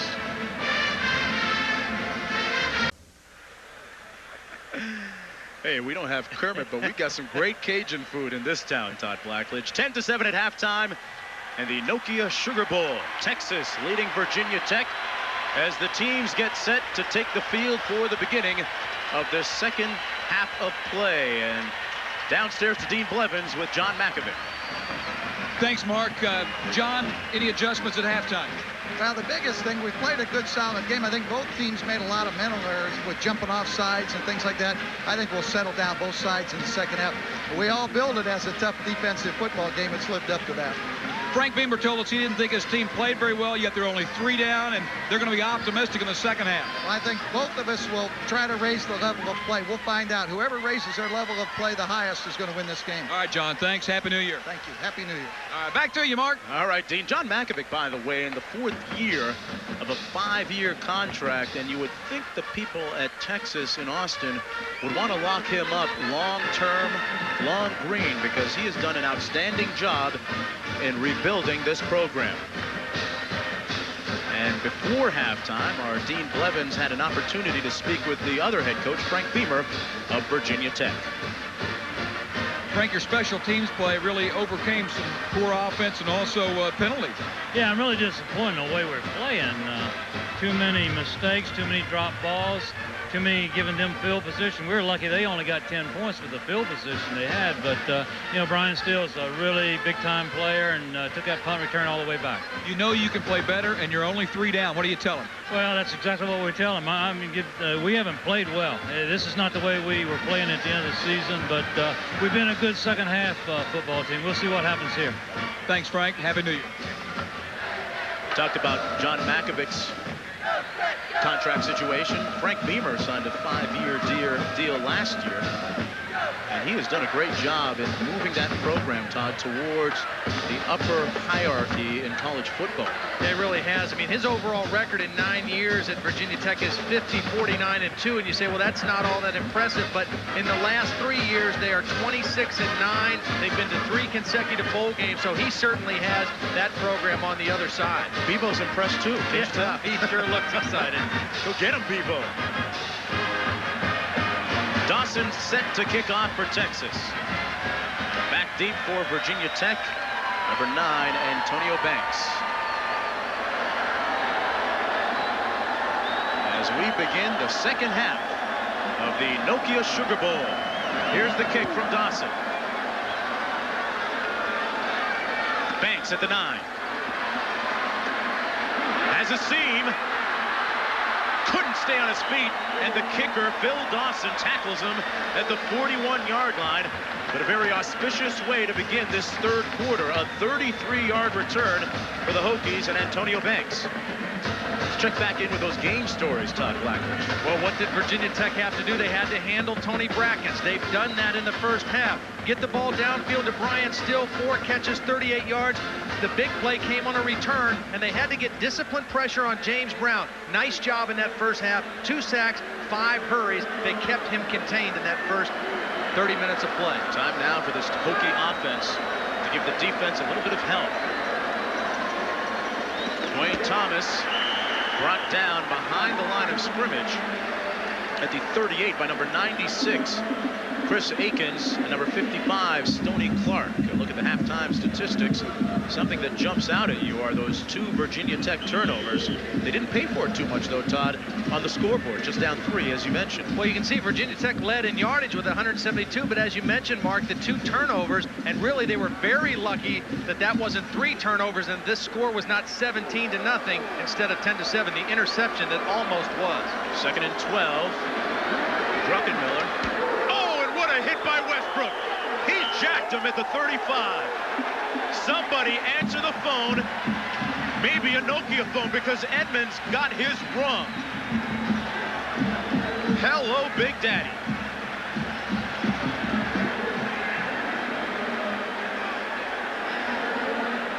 Same play that they had a pretty successful play in the first half, and you can see Brian Edmonds is looking up at the roof of the Superdome trying to figure out where he's at. They ran the same double screen. You take a look at the pass rush by Brackens. He's going to force the throw early, right in the face of Drunkenmiller. Had Drunkenmiller been able to see what was out there awaiting Edmonds, he probably would have thrown it away. He couldn't see that Westbrook was ready to make the big stick, or he probably would have thrown this one in the turf. Westbrook just laid in wait on the double screen and came up with the big collision. I'm telling you, Todd, when Brian Edmonds comes to, his clothes are going to be out of style. We can only hope that he's okay. Yeah. Because he took a shot that time from Bryant Westbrook. We've seen Westbrook make about 4 hits like that tonight. I mean, he is not only a great cover guy, but he is a physical cornerback, and that's great to see right there, seeing Edmonds running off the field. But credit Tony Brackens for getting the quick pressure on Drunkenmiller. He forced that throw, and probably a throw without the pressure that wouldn't have been made. And it was nice to see Westbrook go over and check to see if Edmonds was all right and actually help him up off the carpet. If I'm Edmonds, I'm telling the quarterback, Drunkenmiller, don't throw me any more of those passes, please. 3rd down and 12. Edmonds and Parker. Thomas and Parker in the backfield. Complete to the tight end, Jennings, who tries to crawl on the rug for the first down, but he's far short. They'll have to punt it away. A good sequence for the Texas defense. Brian Jennings is upset there because he knows if he would have stayed on his feet, he had a chance to turn it upfield and at least get a shot at getting to the first down, but he fell. He lost his footing and fell as soon as he made the catch, therefore had no chance at making the first down. Thomas punting from his 30. Adams back on his 20. This is a shank job.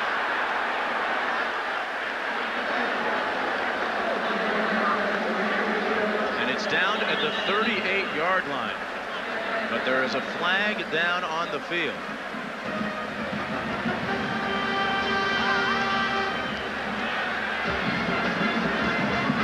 To be against Texas.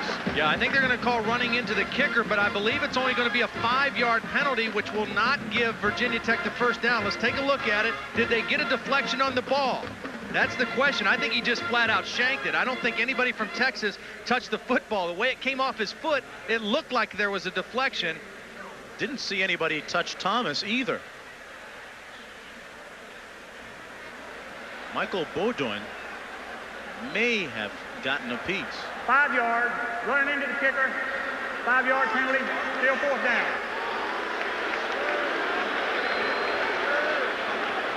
Well, that's a break for Virginia Tech because Texas was going to get excellent field position off of that bad punt. They don't get the first down, but at least they get a chance to try to pin the Longhorns deeper in their own territory with a better punt. Thomas will get another crack at this one. He's had 3 inside the 20 already today. Just underway here in the 3rd quarter. That's Mike Adams at the 10. Adams averaging 17 yards every time he touches the ball. One of the more dangerous punt returners in the country. He calls for the fair catch at the 18-yard line. So the playmaker doesn't get a chance to make a play on that one after the 33-yard punt. So things work out a little bit better for Virginia Tech. What did Texas have to do in the ball game? They had to first handle Cornell Brown. They did a good job of that. They had to maintain their balanced attack. Pretty good job. Only 49 yards rushing. That doesn't look like much, but at least they were able to keep them off balance enough to have the 10-7 lead. Solid kick protection. Virginia Tech didn't block a punt, but they were able to get a deflection on one punt. That'll still be a key issue in the second half of the ball game.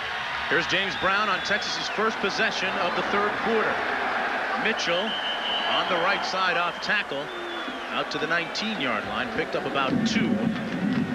Mitchell's a guy who takes pride running inside and outside. The tackle made by Hank Coleman, number 6. Good combination of speed and power, and now Mitchell will check out of the ball game along with Jeffrey Clayton. You know, Mark, Texas had the ball 9 possessions in the first half. Their one scoring drive, they went 67 yards for a touchdown. All their other 8 drives combined, it was a total of 59 yards. So great defense by Virginia Tech in that first half. Let's check for the second half adjustments by Texas. 2nd and 9, complete to Mike Adams near the first down at the 28-yard line, just a foot beyond the 28, and he'll have the first down for Texas. Adams now with 5 receptions on the day for a total of 80 yards. Yarborough and Simonas making the tackle. Simonas has had a good night for Virginia Tech defensively. In on a lot of tackles. Intense, always in position. As I mentioned, he and Torian Gray, the strong safety, really are identical players, just play on opposite sides of the field. It's really like having 2 strong safeties. That's how they get that 8 men around the football. They play with 2 basically strong safeties. Play fake by Brown, stretching the defense for Adams. Incomplete. 2 Hokie defenders back there on the pass. Larry Green was one of them, and Green is down on the AstroTurf. Antonio Banks is also there helping out on Adams.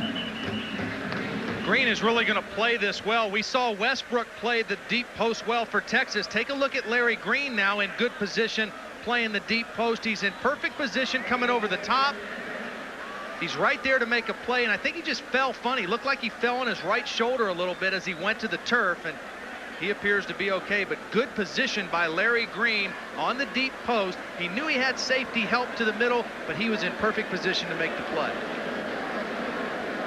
So as a result, we are looking at 2nd and 10. Green off the field. James Brown, 8 of 16 for a total of 87 yards. Brown out of Beaumont, Texas. Top-rated quarterback prospect out of high school a couple of years ago. There's the counter trey to Ricky Williams. Todd, well, that's one of the few times that we've seen them use that play today. Tackle made by Del Rico and William Yarborough. Ricky Williams, one of the key players offensively for Texas. We heard Frank Beamer say that Virginia Tech has been a good second half team. Take a look at this. 10 of 11 opponents held to 7 points or less in the second half. The only team to score more than 7, the University of Akron, in a ball game that they were beaten 77-27. They're playing against a lot of subs at that point in the ball game. It's 3rd and 7. Brown passes complete to Wayne McGarrett, and he's far short of the first down. The Hokie defense responds, and Texas will have to punt again. Number deuce 1, Brandon Simona is in on the tackle. And Brown will head for the sidelines as Virginia Tech will get its hands on the ball again. 11:20 to play here in the 3rd quarter. This team can really get pressure on the quarterback. Watch as James Brown, he's in the shotgun, so he's already 5 yards deep. Then he retreats 5, and he has to keep retreating. I mean, he ends up being about 15 yards away from the line of scrimmage by the time he makes that throw, and it comes up short. Hey, Todd, Brian Still is standing on his own 28-yard line. The last time he got his hands on the ball, he returned it for a touchdown, 60 yards. This time, he lets it bounce, and that may have not been a good decision because it is down at the 11-yard line. It traveled 56 yards. Tech trailing by 3. Hokies will get their hands on the football starting at their own 11-yard line after that 55-yard punt in the 62nd edition of the Nokia Sugar Bowl. Texas leads Virginia Tech 10-7.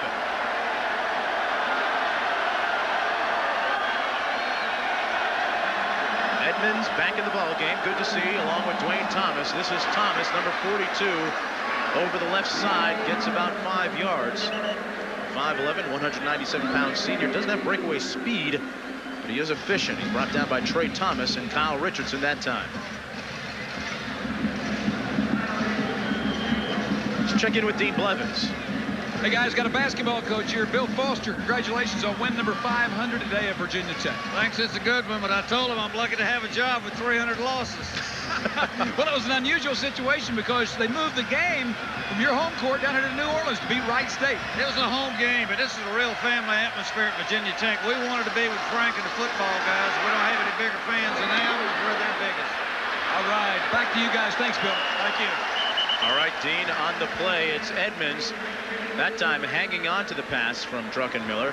And interestingly and ironically enough, Edmonds took a hit from number 30, Bryant Westbrook, but this time he bounced off. Well, this time he had his eyes downfield. He saw where the hit was going to come from, and he was able to lower his body a little bit, get good leverage, and bounce off that hit. And, you know, it's a lot different when you don't see the guy coming. Watch Westbrook read into the backfield. He turns the receiver loose. But see, Edmonds had already turned upfield, was able to drop that shoulder a little bit and turn up and break the tackle. Todd sets up 3rd down and 2 for the Hokies. Little movement, flag down on the play, incomplete. Let's see who this penalty is against. Tony Brackens appeared to jump offside, but was it in response to the offense? We'll see. They're moving Tony Brackens around a lot. This time they moved him right over the right guard, and I think he moved and made contact. Ball foul, offside, defense, 5-yard penalty, first down. See, the reason that there's Brackens 98 right here. Now watch, he's going to make contact with the center, and the reason that they called it a dead ball penalty was because he reached out and touched the center. Otherwise, they would have let that play go and had a chance. And it's a freebie for the Hokies. First down and 10 from the 24. Got to take it any way you can get it. Back shifting into the I now. Dwayne Thomas breaking through the initial wave of tacklers for the first down out to the 36-yard line. Chris Carter was the last line of defense on that 11-yard pickup. Jason Reeves also in on the stop. I think the adjustment we're seeing from Virginia Tech and their offensive coordinator, Ricky Bussell, in the first half is that, hey, we've got to run the ball in between the tackles a little bit better in this second half. Texas has better speed maybe than we anticipated. Running to the perimeter has not been real effective. Let's see if we can use our big offensive line and get a push on the inside and let our tough tailback, Dwayne Thomas, run the ball between the tackles. Thomas 11 for 52 yards today. Drunkenmiller Stoney Clark chasing him down from behind, and Drunkenmiller falls forward to the 36-yard line. Robert Reed also in pursuit.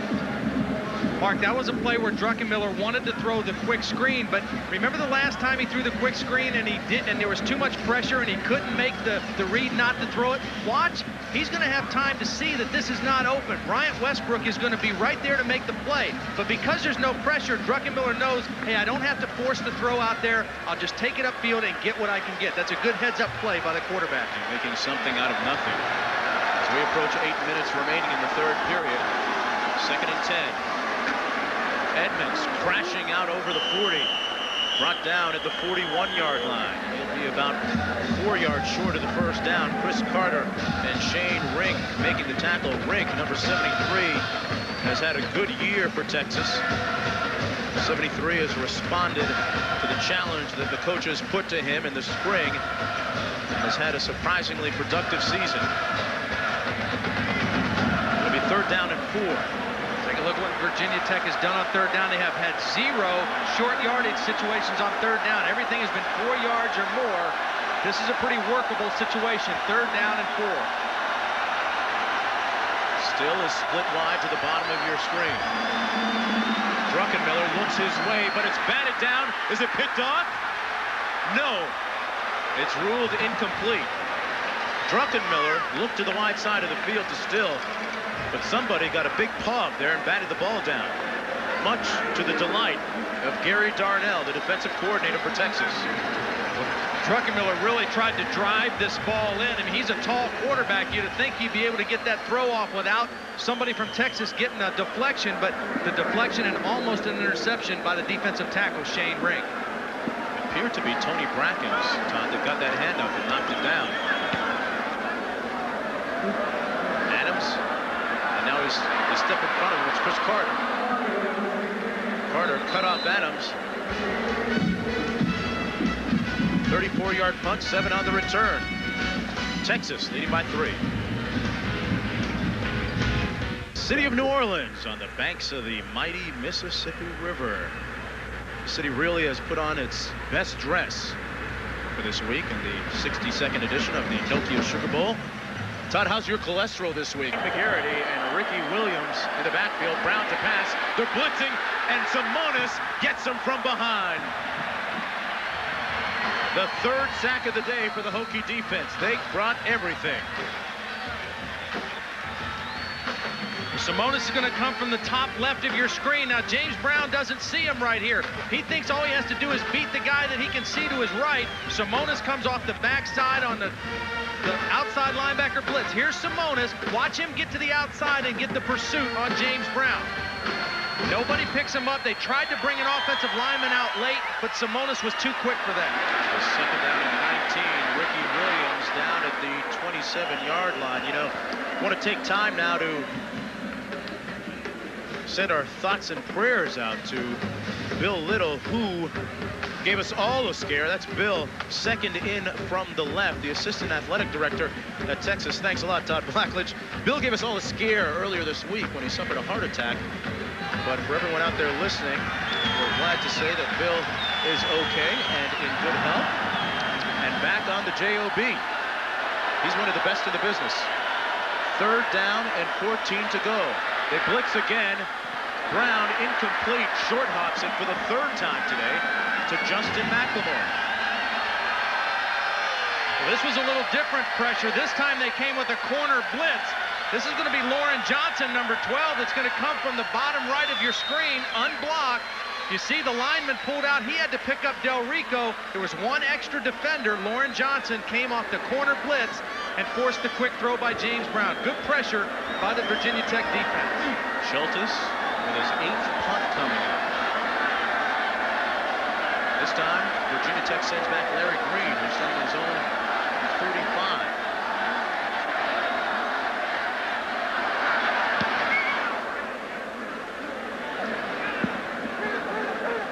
Lets it bounce to the 35, and it's out of bounds at about the 33. In the Nokia Sugar Bowl, the score is still Texas 10, Virginia Tech 7. We'll be right back. 1995 Nokia Sugar Bowl brought to you by Nokia. proud title sponsor of the Nokia Sugar Bowl. Nokia, connecting people. And America's truck stop, the new Dodge. A look at the riverboat heading down the majestic Mississippi. No doubt a few people putting out a few bets. A little roulette maybe, blackjack. Texas fans showing up en masse. Still think Virginia Tech needs to try to get the ball downfield to Brian Still, and they should try to do it when he's matched up against Tajee Allen rather than Bryant Westbrook. He's split wide to the top of your screen right now. Drunkenmiller out of the backfield, complete to Marcus Parker. And Parker stretches out to the 41. It'll be second down and about 3 yards to go. Let's go downstairs to Dean Blevins and do that quarterback thing. Dean? Do that quarterback thing. You know, guys, I don't have real small hands. Pretty normal, as a matter of fact. But yesterday we hooked up with Jim Drunkenmiller at practice. Take a look at Jim's hand compared to mine. Is that unbelievable? Hey, Todd, that's bigger than yours, big boy. You got that right. I mean, he only has to have about one pinky on the lace in order to have good control of the football. This time, this is Ken Oxendine. Oxendine has the first down at the 47-yard line. Roughed up by Chris Carter.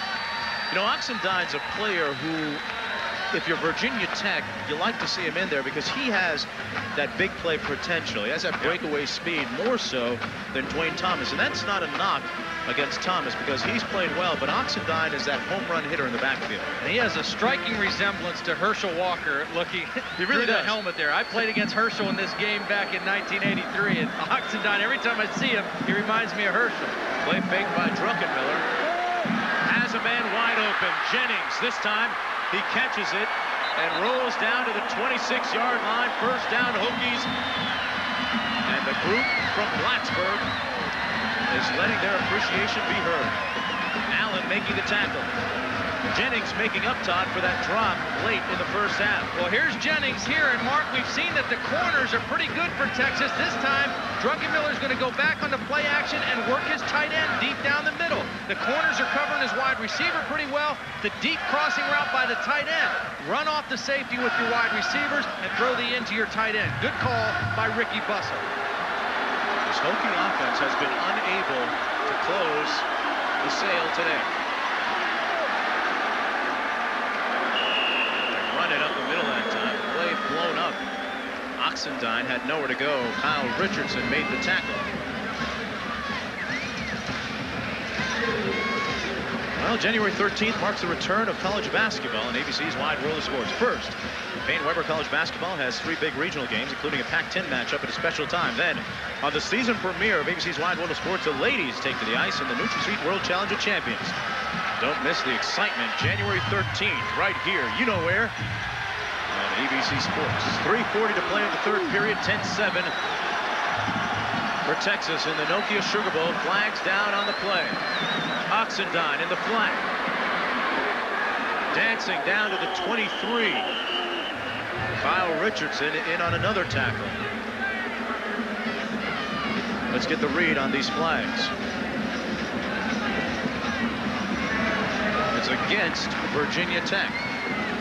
You can't self-destruct this deep in Texas territory for the Hokies. Well, they would have had an offsides penalty against Brackens because he was drawn off by the snap count, but Oxendine just got a little antsy and started into the pattern. Take a look at Oxendine. That's him right here. Now, Brackens is going to come off sides, but he's able to get back. Once Oxendine started moving forward, that's a penalty. 5-yard penalty, previous spot, repeat second down. But you try to tell a back, if he forgets the snap counter, if he does that, you say, take one step and freeze because you have to be set for 1 second, or just go ahead and go in motion. I mean, if you're going to run a pass route, go lateral to the line of scrimmage rather than forward. That way you can get away with making that move. And Oxendine tends to do everything fast. That time a little bit too anxious.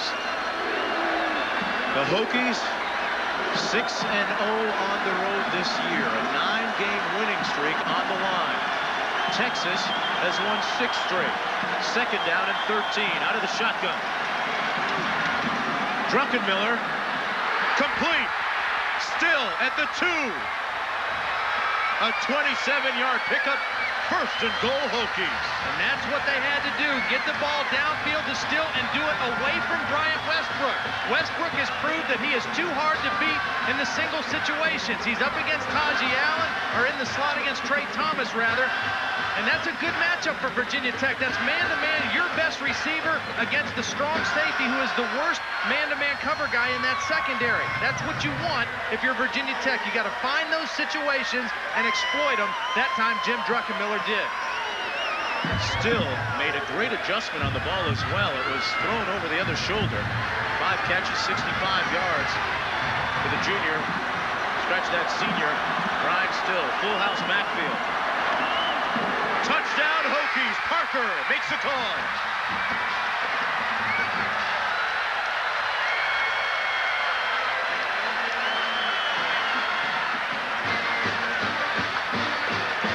Make a little noise if you're from Blacksburg, Virginia.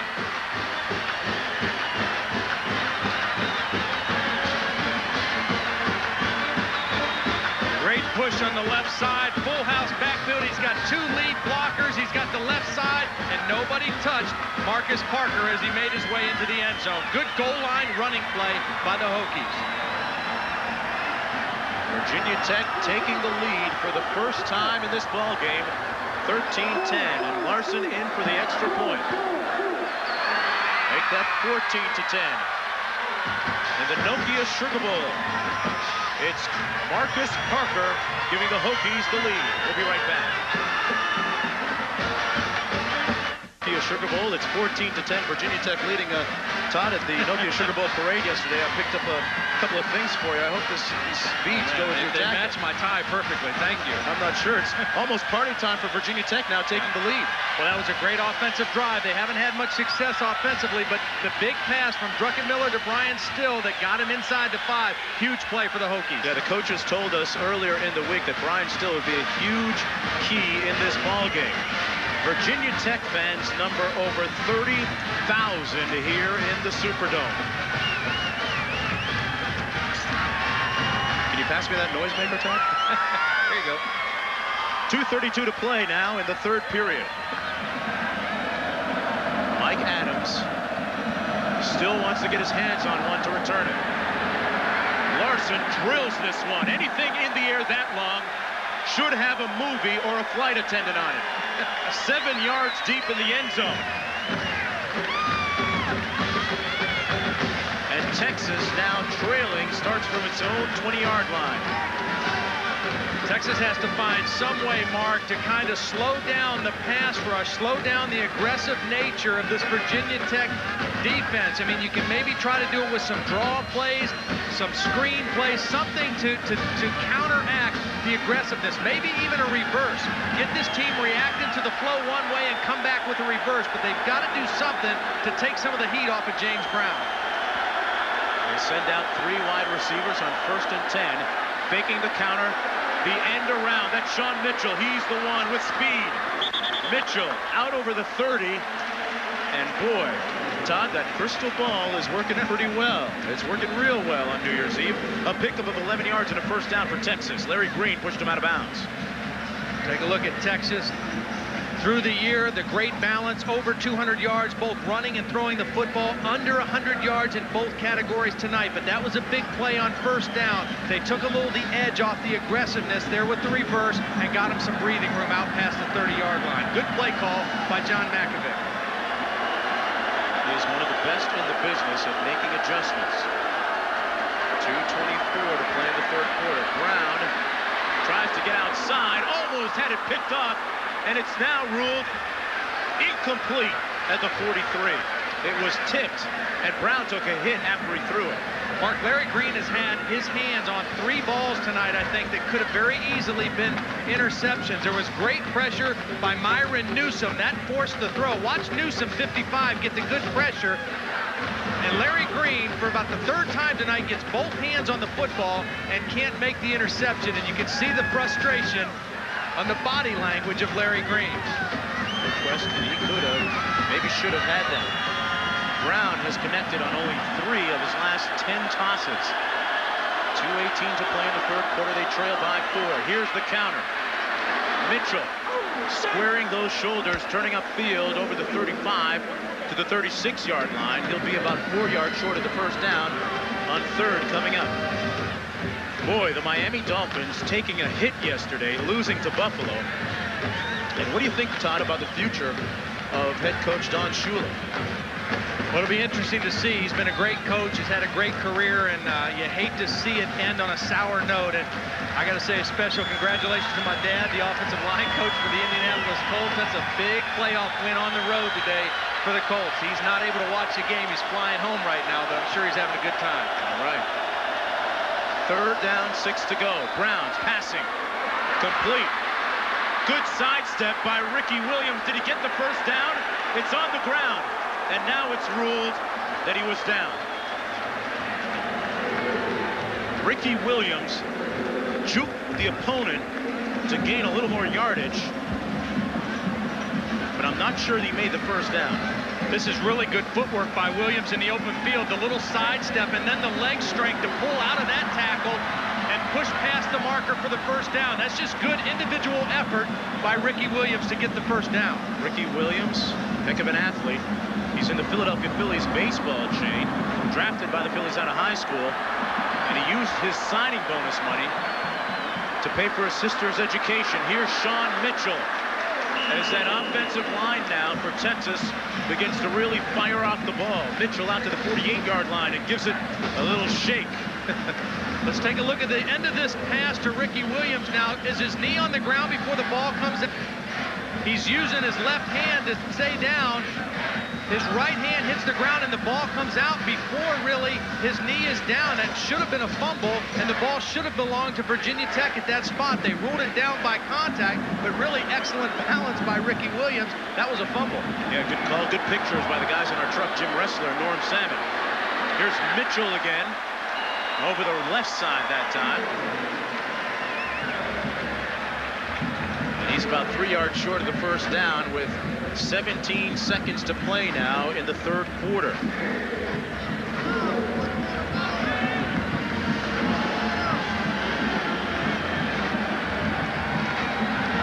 It's the 62nd edition of the Nokia Sugar Bowl. It hasn't been easy for either team so far in the Big Easy. Yes, 4 fingers, because we're looking at the fourth quarter coming up.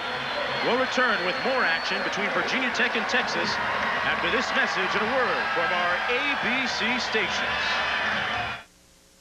Begin the fourth quarter in this Nokia Sugar Bowl. Texas with the ball, third down and 4. They're 1 for 10 in these situations. Williams and McGarity in the backfield. Brown complete to Davis over the middle, first down. Nice quick throw that time by James Brown. You don't need great protection when you're going to throw it that quick. Take a look at the third quarter stats. You can see Virginia Tech starting to stretch their lead in total yardage now, 272 yards. That's why they've got the 14-10 lead. They've overcome their 2 turnovers of the first half, and they've started to move the football a little bit better. Matt Davis, who caught that ball, he's almost like a tight end, Mark. He's 6'5", 215 pounds, so he's a big target moving into the middle of the field there. Nice throw and catch from Brown to Davis. Twins right formation for the Horns. Brown tried to hit Mitchell, who came out of the backfield, sat down at the 48, but it's knocked down by J.C. Price.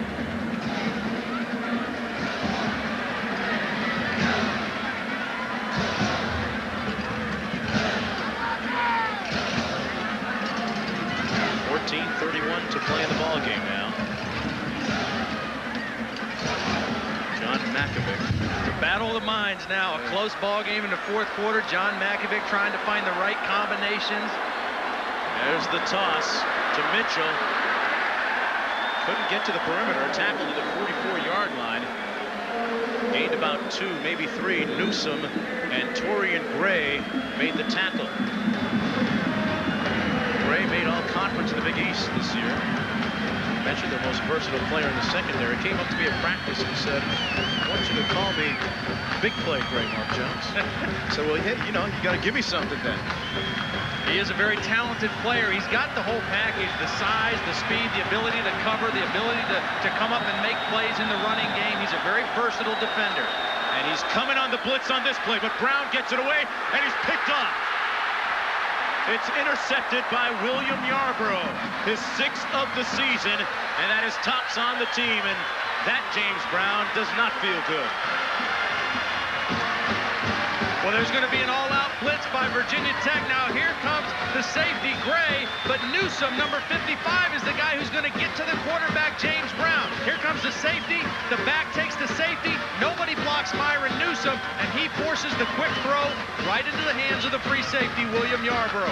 Good call by Bud Foster, bringing the safety blitz. The back did the right thing. You know, when you get an all-out blitz, you want to block the inside guys, and if you turn anybody loose, you make it be the outside-most defender. But Myron Newsome was so quick getting to the quarterback, he still forced the bad throw. It has been the story, Todd, of their season. The defense forcing big plays. Drunkenmiller complete to Jennings. Jennings becoming an integral part of this offense today. 12 yards, first down, Hokies. The tackle by Thomas. You put your quarterback in the shotgun to get him away from the pressure. So you already put him 5 yards back. But look at the explosive speed of Myron Newsome, how quickly he's right on top of James Brown. You put him back there, you think he's going to have time even against a blitz, but not with a quick guy like Myron Newsome. Yeah, Brown has taken some hits today, too, Todd. Yeah, he sure has. He's a tough guy. We've seen that. Now, if nothing else, we know that both of these quarterbacks can take a hit. Give us up the middle to the fullback. Out to the 47-yard line. That was Brian Edmonds, who was shaken up earlier in the game. Shane Rink making the tackle for the Longhorns. I think part of why we're seeing Brian Jennings become more valuable of a receiver is out of respect that Virginia Tech has for the two corners, Westbrook and Allen. None of the big pass plays they've had have come against Allen or Westbrook. It's either been against linebackers on the inside or when they get the strong safety in a matchup situation. That's the only time they've gotten good plays in the passing game. It is 2nd down and 7. So let's keep our eyes focused on Jennings as it goes on. Incomplete at midfield. And Chris Carter, the free safety, came over and made the hit on Jermaine Holmes. Mark, this is a play that's just good execution. Now here's the corner coming on the blitz, and Drunkenmiller's going to see it. So he's going to try to throw the quick throw, but the safety is going to come and make the tackle. It's good offensive read by the quarterback, but a good defensive play by the safety coming over to cover up for the blitzing corner and cause the incompletion. Well, Carter wants to become a surgeon. He did surgery that time on Holmes. 3rd down and 7 for the Hokies.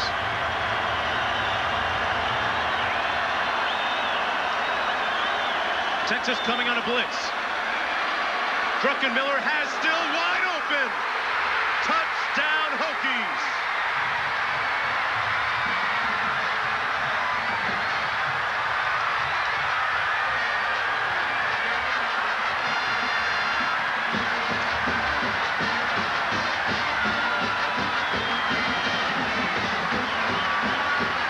Holler if you love Brian Still.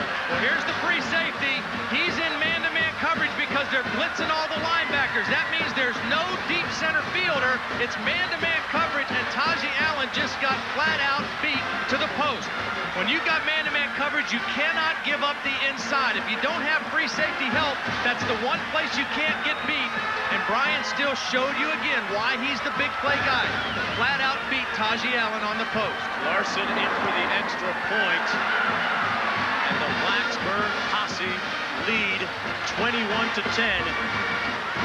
Boy, did he shake the defender Allen.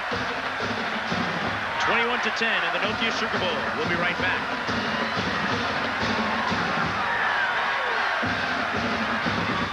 You know what? That shake. Must have been jelly because jam can't shake like that. Mark, it was a great move by Brian Still, but credit the offensive line and the backs of Virginia Tech. They saw the blitz, they hung in there, they picked everybody up that was rushing, and Jim Drunkenmiller had time to wait for Brian Still to clear and to make the nice touch throw down the middle of the field. Great job by the offensive line and the back, picking up the blitz, and a great route by Brian Still. You know, Todd, you really have to tip your hat to the Hokie offense. They really haven't panicked when they haven't been able to get that ball downfield to guys like Still, like they did on the last play. Instead, as you mentioned, choosing to go to the tight end, Jennings working underneath. Larson again drills this one 5 yards deep. Adams says, forget about it. We talked about how good Virginia Tech's run defense was. Take a look at their pass defense. The first game of the year against Boston College, the Eagles threw the ball pretty well. Hokies only had 1 sack, but the last 10 opponents, 44.8 completion percentage, 43 sacks, and 13 interceptions. James Brown tonight has completed 48% of his passes. He's thrown 1 interception, and he's been sacked 3 times. So ever since that first ball game, the Virginia Tech defense has not only been good against the run, they've been excellent against the pass as well. Now it is time for James Brown and his offensive crew to go to work. They trail by 11 points with 12:28 to play. Play fake. And dropped by Mike Adams. Saved the film and tape. You won't see that happen often. He may have thrown it a little bit behind him. Yeah, that was a real tough catch because not only was it behind him, it was a little bit low, and Michael Adams had to both stop and reach down to right above his shoelaces to make the catch. And that was just a case where James Brown just didn't get quite enough on the football throwing that deep crossing route. Adams was open, but he couldn't make the throw. Take a look at that. 9 yards now in the 4th quarter for Texas. They really have to get some productivity out of their offense to get back in this ball game. In stark contrast to their performance against Texas A&M, where they really closed the game out well. Adams in motion. It's 2nd and 10. Brown complete to Adams at the 32. First down, move the chains. A 12-yard pickup by the playmaker. You know, the one thing that you have to give Michael Adams credit for as well is, Todd, you'll notice if you see him play enough, he's not afraid of running those slants over the middle. He'll take a hit. He'll risk it. We talked about James Brown at the top of the show playing the whole year injured. Mike Adams played most of the year injured too. He had a bad leg for most of the year, and his real strength is his ability to accelerate, and he's healthier than he's been all season, and that's why he's having the good game tonight for the Longhorns.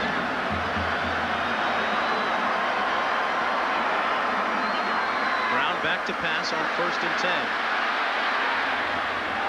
Incomplete. Fitzgerald, the tight end, begging and pleading for a flag, but he doesn't get it. And at this time, we'd like to take the opportunity to welcome our new affiliate right here in New Orleans, WGNO Channel 26. Beginning tonight at midnight, you can see all of your favorite ABC shows and tomorrow's Rose Parade, Citrus Bowl, and Rose Bowl game on WGNO Channel 26 in New Orleans. Welcome to the family, guys. You know, Mark, you made reference to Texas's ball game against Texas A&M, and in that game, they gained 393 yards against what was at that time the #1 defense in the country. That says a lot about how good this Virginia Tech defense is. They have really held this explosive Longhorn offense in check tonight. Bud Foster doing a great job. The screen pass to Fitzgerald. He's a versatile catcher and runner, and he shows you his skills right there. A 15-yard pickup and a first down for the Longhorns, and James Brown is complaining that it was a late hit he took. Yeah, James Brown, he was a little bit frustrated. He's taken a lot of hits with the football and without the football. Cornell Brown's just going to come clean. It's not a real serious shot, but it does knock him to the ground after the ball has been thrown, and James says, hey, can I get a little help back here? Can I get a witness? Brown has endured injuries all year. Didn't need that one. This is Ricky Williams. Lowers the hat and plows over a DB at the 43 and is down at the 40. 13 yards, first down for the Longhorns. For a baseball player, he's a heck of a running back, isn't he? This is the power that Ricky Williams possesses. The full head of steam. He gets his shoulders upfield. And even though Killer's in good position to make the tackle, he's no match for Ricky Williams when he's got a full head of speed. Look at the power and the surge behind Ricky Williams. Runs right through the free safety, Yarborough. And here's the counter. Sean Mitchell stepping over the 40 down to the 39-yard line. George Del Rico making the tackle. Del Rico 2 years ago, Todd, you want to talk about toughness. Here's a guy that played with a broken wrist all season long.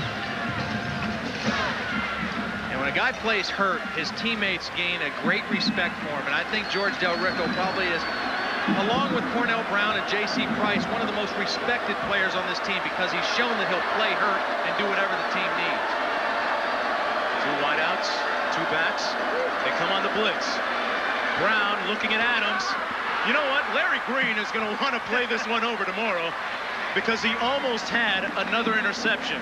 One of these days, just one of these days, maybe, but good coverage nonetheless. Yeah, but that was a great play by Larry Green because he was all on an island out there. Again, the free safety blitz, they were bringing both safeties. Texas picked it up. It was man-to-man coverage, and watch Green come inside. I mean, you got to have some confidence knowing that there's nobody behind you to go ahead and take a chance and cut in front of Michael Adams on a play like that. That's a heads-up play, a great play by Larry Green. A critical 3rd and 9 coming up, Todd.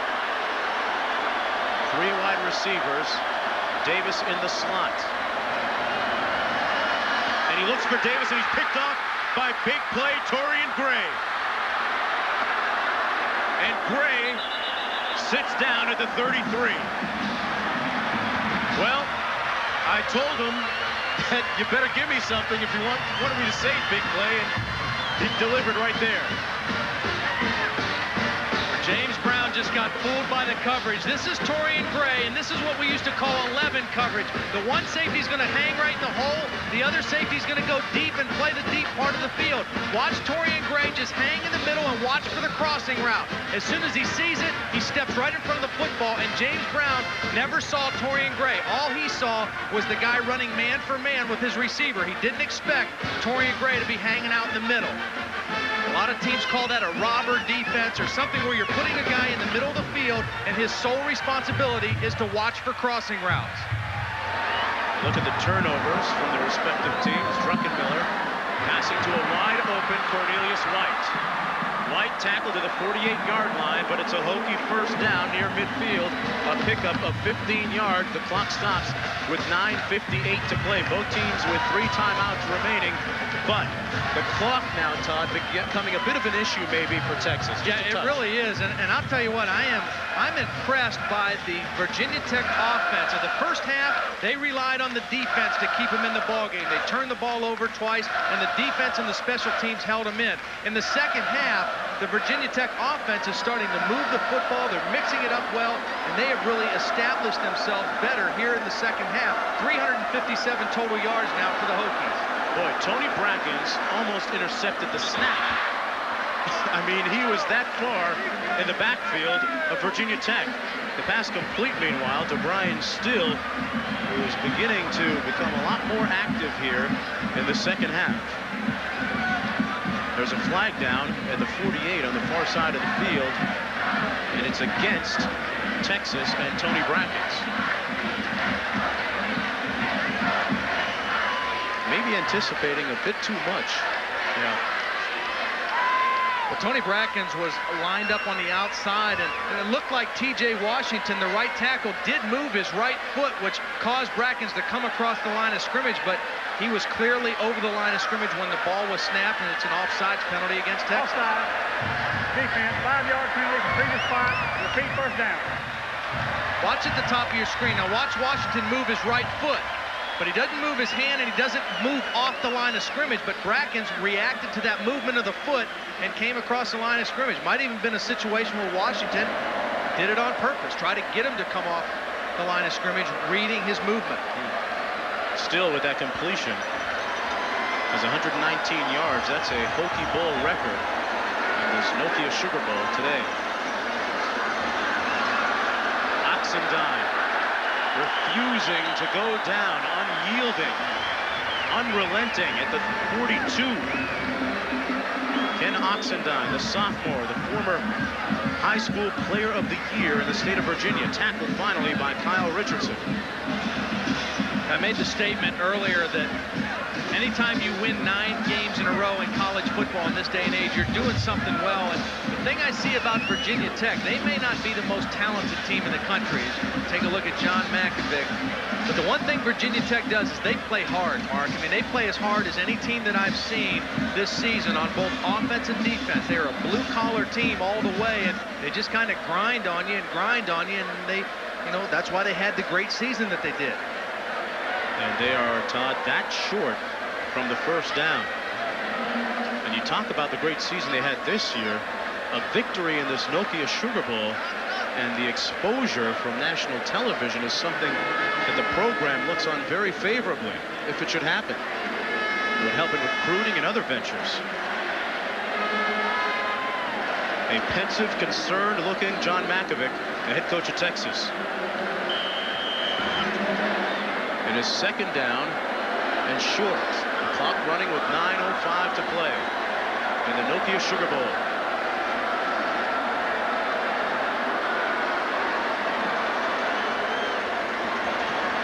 They hand it off to Oxendine. He put it on the ground, and Texas has the ball.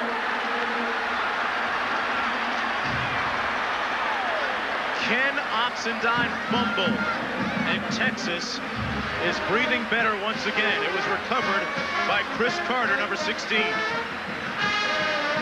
Second time in the ball game that Oxendine has put it on the carpet. Take a look now. He just doesn't secure the football. You know at this point in the game, Texas needs something big to happen. They've got to create a turnover. They've got to get something big to happen. And Oxendine just has to put that ball down. It looked like his knee may have been down before the ball came out. He kind of kept moving. It sure was, Todd. It looked like his knee was down before the ball came out.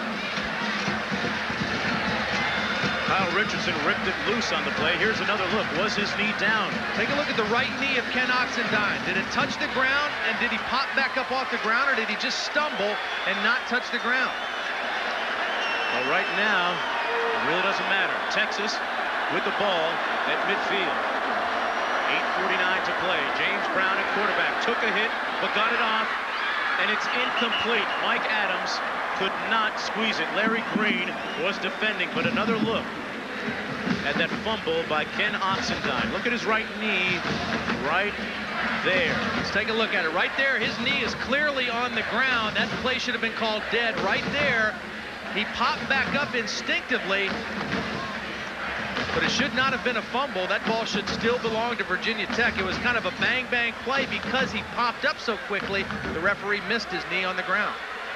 You wonder if Oxendine may have psychologically let up a little bit when his knee hit.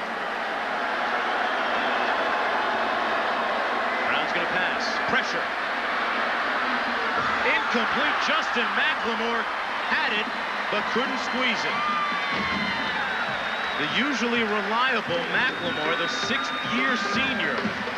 Yes, sixth-year senior. Couldn't hang on, and that one hurts. Yeah, this is a good throw by James Brown. Good protection. He steps up in the pocket and makes the good throw. And Brandon Simonis was beat clearly on the play, and he got a gift that time from Justin McLemore because he usually makes plays. Gene Dahlquist, the offensive coordinator, said McLemore this season has made more big clutch catches than I ever expected him to make this year. That was one that got away. You could have used that one. Here's McGarity. The inside pass, and there's a flag down at midfield, tackled by George Del Rico.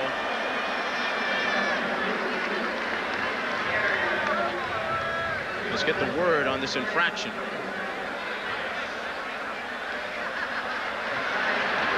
It's against Virginia Tech. And don't forget tomorrow, folks, the Comp USA Florida Citrus Bowl, the Buckeyes and the Volunteers. Both ranked number 4, followed by the Rose Bowl. Number 17 USC and the Cinderella team of 1995, Northwestern. Now, Mark, there's been some great games and great stories in college football this year, but none greater than the Northwestern Wildcats and Gary Barnett. I mean, that is a terrific story for the ages, I think, in college football, that he turned that thing around, and they're playing in the Rose Bowl. And more importantly, doing it the right way as well. The Hokie defense coming on strong, maybe inspired by the lunch pail, but Brown finds his receiver, Davis. First down at the 23-yard line. Banks making the tackle. A 21-yard pickup by Matt Davis. Well, here's Matt Davis in the slot. It's just going to be the quick slant against man-to-man coverage, and you can see the quick throw by James Brown. Here's the blitz. So the safety's got to come over the top, and he was in bad position on that slant. William Yarborough, he's the guy who's got to make coverage. He expected him to break out on the blitz control. They ran the quick slant, and a big play for the Texas offense. Now, Davis is so slim, his teammates say when he turns sideways that he disappears. Brown threw behind his receiver, incomplete, intended for Steve Bradley. And downstairs to Dean Blevins. Guys, co-defensive coordinator Rod Sharpless in the offseason wanted to find something to symbolize the blue-collar work ethic of his defense. So he went out and found this old beat-up lunch pail, and in it during the preseason, he had each player write down his personal goals, and they came up with some team goals. And some people think this is hokey. The defense doesn't, and it's worked for them so far. They want to hope it works for them one more time. All right, Dean, that thing is pretty beat up. Good choice of words by Dean, too. Some people think it's hokey. I'm sure Virginia Tech thinks it's hokey. They love it. Brown, incomplete. He was looking at McLemore. It'll be 3rd down and 10. The clock stopping with 7:44 to play. Texas trailing in this Nokia Sugar Bowl, 21-10. And the next play coming in now from John McKelvey. Texas with 3 timeouts remaining. Virginia Tech with 3 timeouts remaining. On the 24-yard line. Todd, at this juncture, does a field goal do Texas any good, or do you need a touchdown? Well, if you can kick a field goal and then think that if you score a touchdown, you've got to go for 2, because we've got overtime in the bowls now. So you can play for a tie and try to get it into overtime. Out of the shotgun, 3rd and 10, pressure. Brown gets it off, and he's picked off by Torian Gray. The 2nd time in a row that Torian Gray picks it off. Lewis put pressure on Brown, and Gray reaped the rewards. Mark, the pressure that Virginia Tech puts on the quarterback is relentless. I mean, this isn't even a starting defensive end. This is Lawrence Lewis, a backup. He goes right around Dominic Bustamante, and he forces the early throw. James Brown was just kind of fighting for his life. Watch him just throw it. Really doesn't know where he's throwing it. He's just trying to get rid of the ball, and he avoid the sack. Right into the hands of Torian Gray, but it's the pressure, the constant pressure that the Hokies are able to apply that forces teams into bad plays. Virginia Tech seems to be getting more pressure on Texas, even more so than Texas A&M did at this point. They run it up the middle. That was Dwayne Thomas now in for Oxendine. You would expect that Oxendine would not be carrying the ball that much more after a couple of fumbles, Doug. Thomas gets the call that time, tackled by Tyson King. Thomas named 2nd team All-Big East Conference at 165 yards in their victory against Miami, 8 touchdowns on the season. You mentioned Ken Oxendine probably won't carry too much. They'll probably give him a ball to carry around campus for the whole next semester. Just say, don't ever drop this thing the rest of the semester. A little stick-em, too. Get you ready for spring football, young man. A little confusion in the backfield. Westbrook coming on the corner blitz. Drunkenmiller wanted to throw that way. Instead, he runs it. Yeah, he eats the ball. Yeah, good decision. Don't make a bad play. Just get a positive game. Tuesday night on ABC, the new year starts with new episodes of Roseanne and Tony Danza, Hudson Street. Then, another great hour comedy with Home Improvement and Coach. And Sean Stossel takes a look at the trouble with lawyers. An ABC News special all Tuesday night right here on ABC. And at this time, I'd like to send a little love out to my family on this New Year's Eve from Miami, Florida, all the way up to Toronto, Canada. Hi, Mom. Hi, Dad. Have a good 96. 3rd down and 2.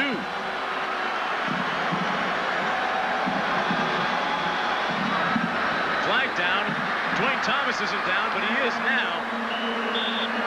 He gets the 1st down at the 47-yard line, but hold on a minute because there's a flag down at the 37.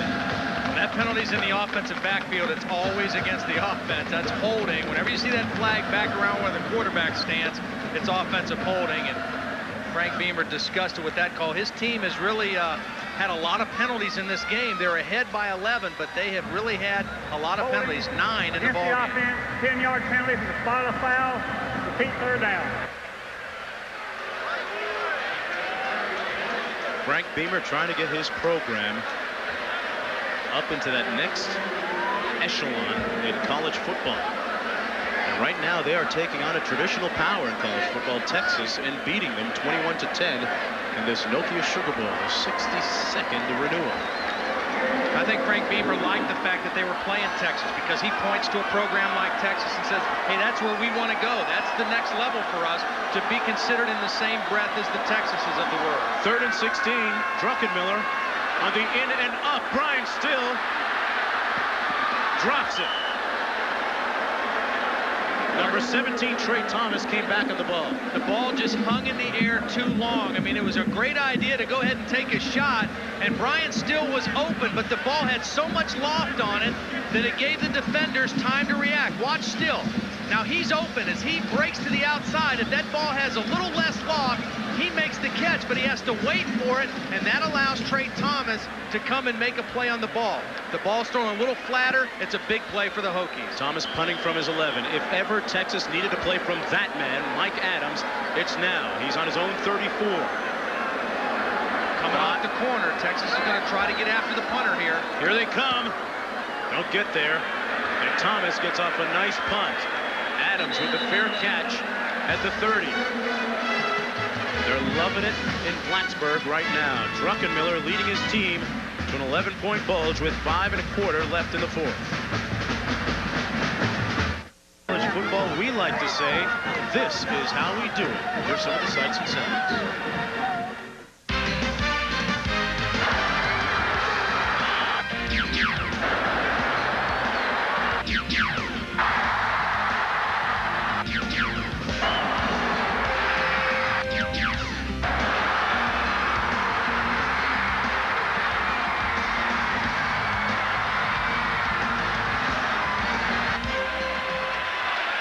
Well, 5:25 left for James Brown in Texas to make a comeback.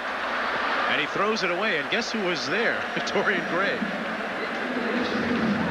21-10, 5:19 to play. Let's update those Virginia Tech stories, Tom. What did the Hokies have to do to win the football game? First, they had to handle Tony Brackens. 1 tackle, 0 sacks. They had to get the ball downfield to Brian Still. 6 catches, 119 yards, and the big touchdown. And they had to get good pressure, disciplined pressure on James Brown. 3 sacks, 7 hurries, and 3 interceptions they forced him into. I'd say they did everything they needed to do to put themselves in position to win. Check, check, and check. 5:16 to play. Brown brought down at the 20-yard line. The 4th sack of the day for the Hokie gang. And it's a touchdown. It's ruled a touchdown.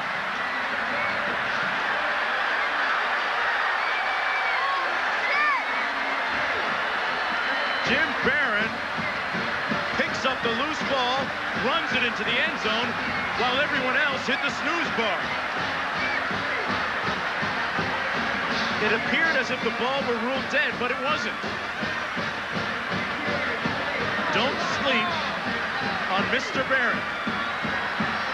Well, Cornell Brown is the guy who's going to get the sack and is going to knock the ball out. He's holding it loosely. Cornell Brown holds the ball, and now, right now, the ball is on the ground. And Jim Barron picks it up, and nobody touches him. I mean, it's a heads-up play by Jim Barron, and again, the Hokie defense scores points.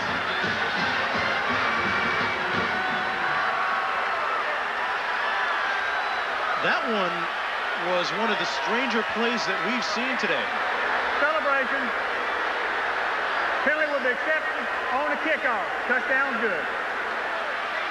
Well, Frank Beamer is upset at Jim Barron because Jim Barron ran back into the end zone and kind of started a little dance, and that caused a lot of the fans, Texas fans, to throw some stuff out of the stands. Now, he's happy about the touchdown, but he's not happy about the penalty, and Jim Barron scooped it up and made a touchdown, but also created a penalty situation for his team. And at this point, I think Frank's got to lighten up a little bit and say, hey, big fella, way to be heads up and make the touchdown for us. I want to think about taking a chill pill there. I mean, Barron, hey, that's what the French Quarter will do to you. These guys have been working that French Quarter in Bourbon Street early and often.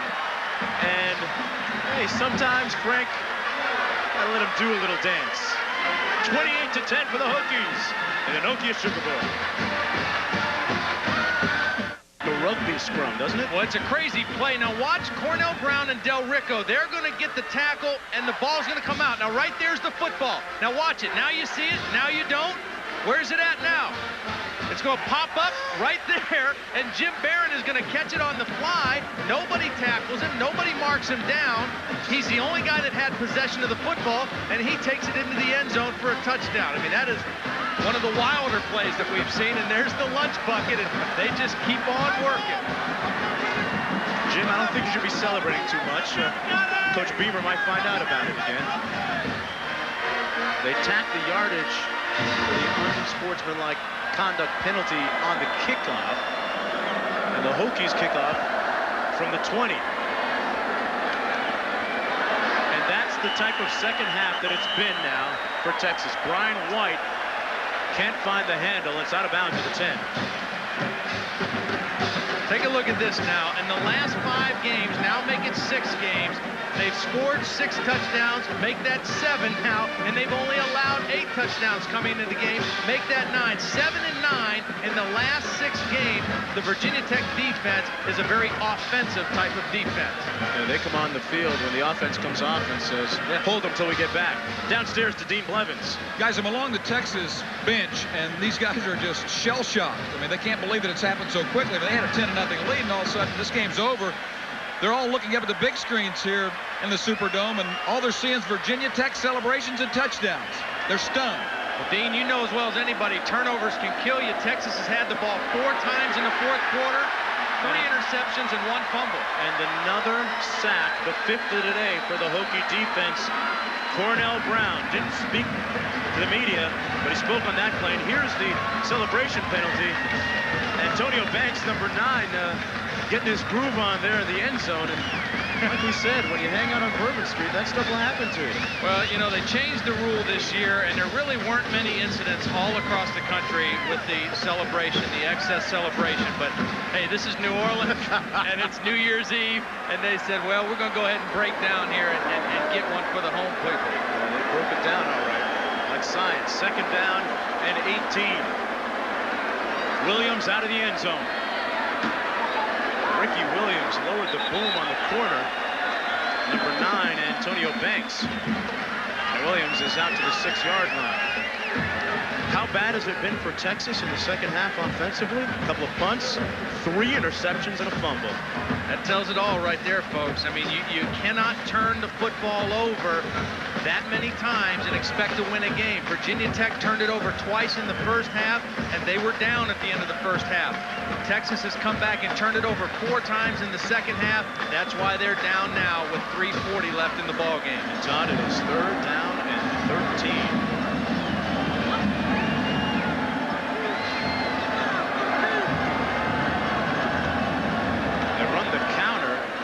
Ricky Williams has to get 13, got about 5, and he's short of the first down. It'll be 4th.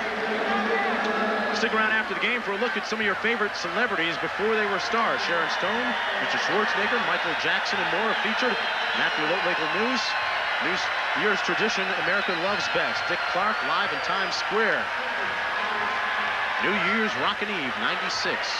Late night tonight here on ABC. If you want an indication whether Texas thinks this game is over or not, here it is. They're going to go ahead and punt the football with 2:50 left in the game.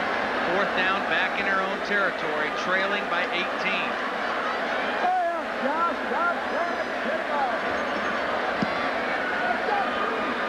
Schultes, and this is Larry Green at the 45. Larry Green has played well today, out to the 48-yard line of the Longhorns. 44 yards on the punt, 8 on the return in the Nokia Sugar Bowl. It's 28-10 for the Hokies.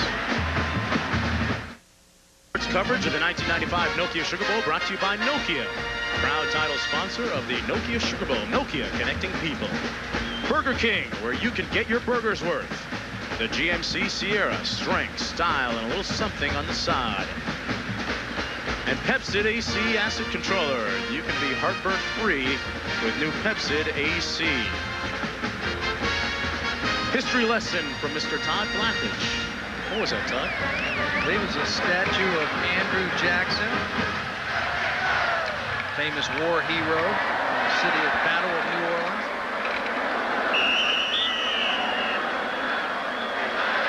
Thomas running the ball that time up to the 40-yard line. Partner, you sent your New Year's wishes out. I've got to send mine out to my wife, Sherry, my little boy, Harrison, celebrating his first New Year's, 7 months old, and hopefully he's asleep right now. I'm hoping so for my wife's sake anyway. If he isn't, it's going to be a busy night. Send a little shout out to my son, Shay. Makovic obviously disappointed. And don't forget, coming up next, before they were stars, the likes of Sharon Stone and Arthur Schwarzenegger and Dick Clark. New Year's Rockin' Eve. Does that guy ever get old? Huh? Him and Joe Paterno, they look the same every year, I'll tell you what. Hey, you make any New Year's resolutions, Todd? I got one. What's yours? I'm off the gumbo. My cholesterol's got to be about 800. I mean, I've had gumbo, etouffee. Yeah, that etouffee was something else. You know, this time there's a special mention I'd like to make. Patty Prater is a big friend of the Texas Longhorn football program. She's recovering from surgery in Austin right now. And the coaches' wives and the team and the coaching staff all want her to get well very soon. And to get better. Second down and 10 with 2:19 to play. Virginia Tech leads in the Nokia Sugar Bowl 28-10. Wayne Thomas out to the 38-yard line. Texas with 2 timeouts remaining. And Kansas State pummeling Stanford. Kansas State, another member of the soon-to-be Big 12 Conference. You know, if Texas does the right thing, they'll give John Makovic a healthy contract very soon.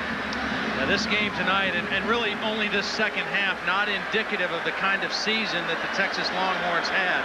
They just got overwhelmed here in the second half, and it was really a span of about 5 or 6 minutes where the game just got away from them, and the Virginia Tech defense took control. And Stoney Clark, the erstwhile poet, and present poet at that, has just been tossed from the game. And when you throw a man as big as Stoney Clark out of the game, you're a brave soul. Stoney, you say, sir. Ejected. Sir, please leave the field, sir. Texas obviously frustrated, trying to get the football. And really the football, Dwayne Thomas gave it to Stoney Clark, and Stoney Clark threw it back. And as is mostly the case, it's always the second action that gets caught, and that time Stoney Clark. Plus, he, as you mentioned, he's too large of a target to miss. I mean, if you do something like that when you weigh over 300 pounds, and you're going to get seen. Not uncommon for Stoney to walk into a club and start reciting some poetry. He's presently working on his own autobiography, likes to write. This time I'd like to mention people from Nokia have been extremely good to us this year at this bowl during the last couple of days. We mentioned that Texas, the game kind of got away from them.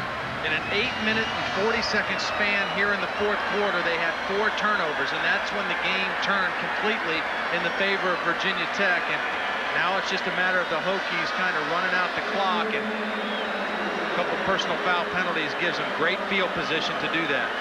Let's go downstairs to Dean. Guys, I just received a fax, and you know I try to keep on top of everything. My family's pretty upset. You know, you guys are up there pumping all years. They think I don't love them anymore. Mom and Dad, brothers, and all my friends, I love you, and see you soon. All right, there you go. Now he's square.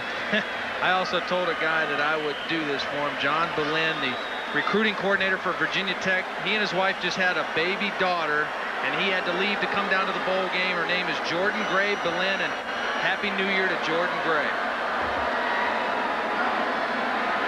Split backs, now shifting into the eye with 1:50 remaining on the season.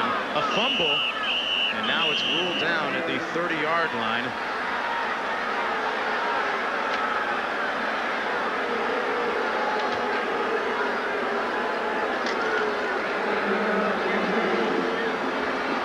As we start to close out 1995. It is 20-10 Central Time. And right now, I'd like to thank the families from the people down in the truck. And Todd, this one's for you. I've watched you work on Bourbon Street a little bit. You're pretty good. And this one's for me tonight. I know they'll be making a little bit of noise down there in the French Quarter. And we want Virginia Tech. And Thomas runs around the left end. And he's tackled at the 28. Look at Al Clark. his numbers on the season. You know, Ricky Bussell told me in our meetings that when he came back from South Carolina this year, the other coaches thought that Al Clark might be the starting quarterback, might be the best guy for the job. But he said Jim Drunkenmiller just kind of took the job into his own hands in the spring. He won it outright and has really had a productive junior season. But Al Clark is a guy that's got a lot of talent, a lot of ability, and a bright future here. Redshirt freshman out of Washington, D.C. So on the last day of 1995, the Virginia Tech Hokies will win their 10th consecutive game for the first time in school history. This in their 9th bowl appearance. They are now 7-0, Frank Beamer's crew is, on the road this year. Before They Were Stars is coming up next. The ABC Sports banner located behind the goalpost has been inserted in this telecast through electronic imaging. Amazing technology, isn't it? 15 seconds to play.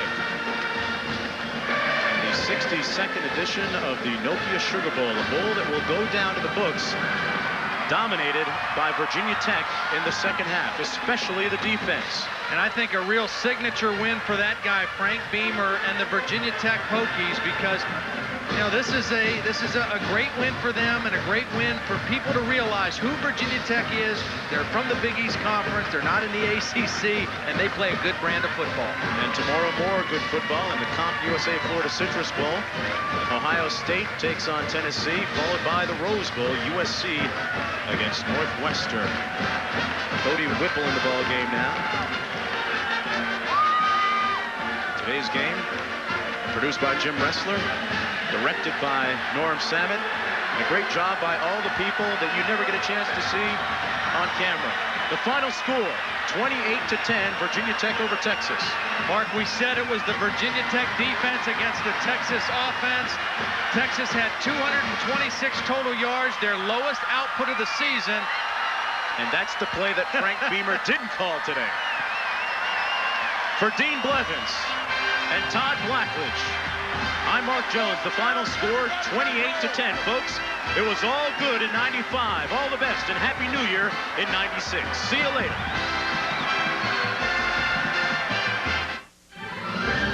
This has been a presentation of ABC Sports, recognized around the world.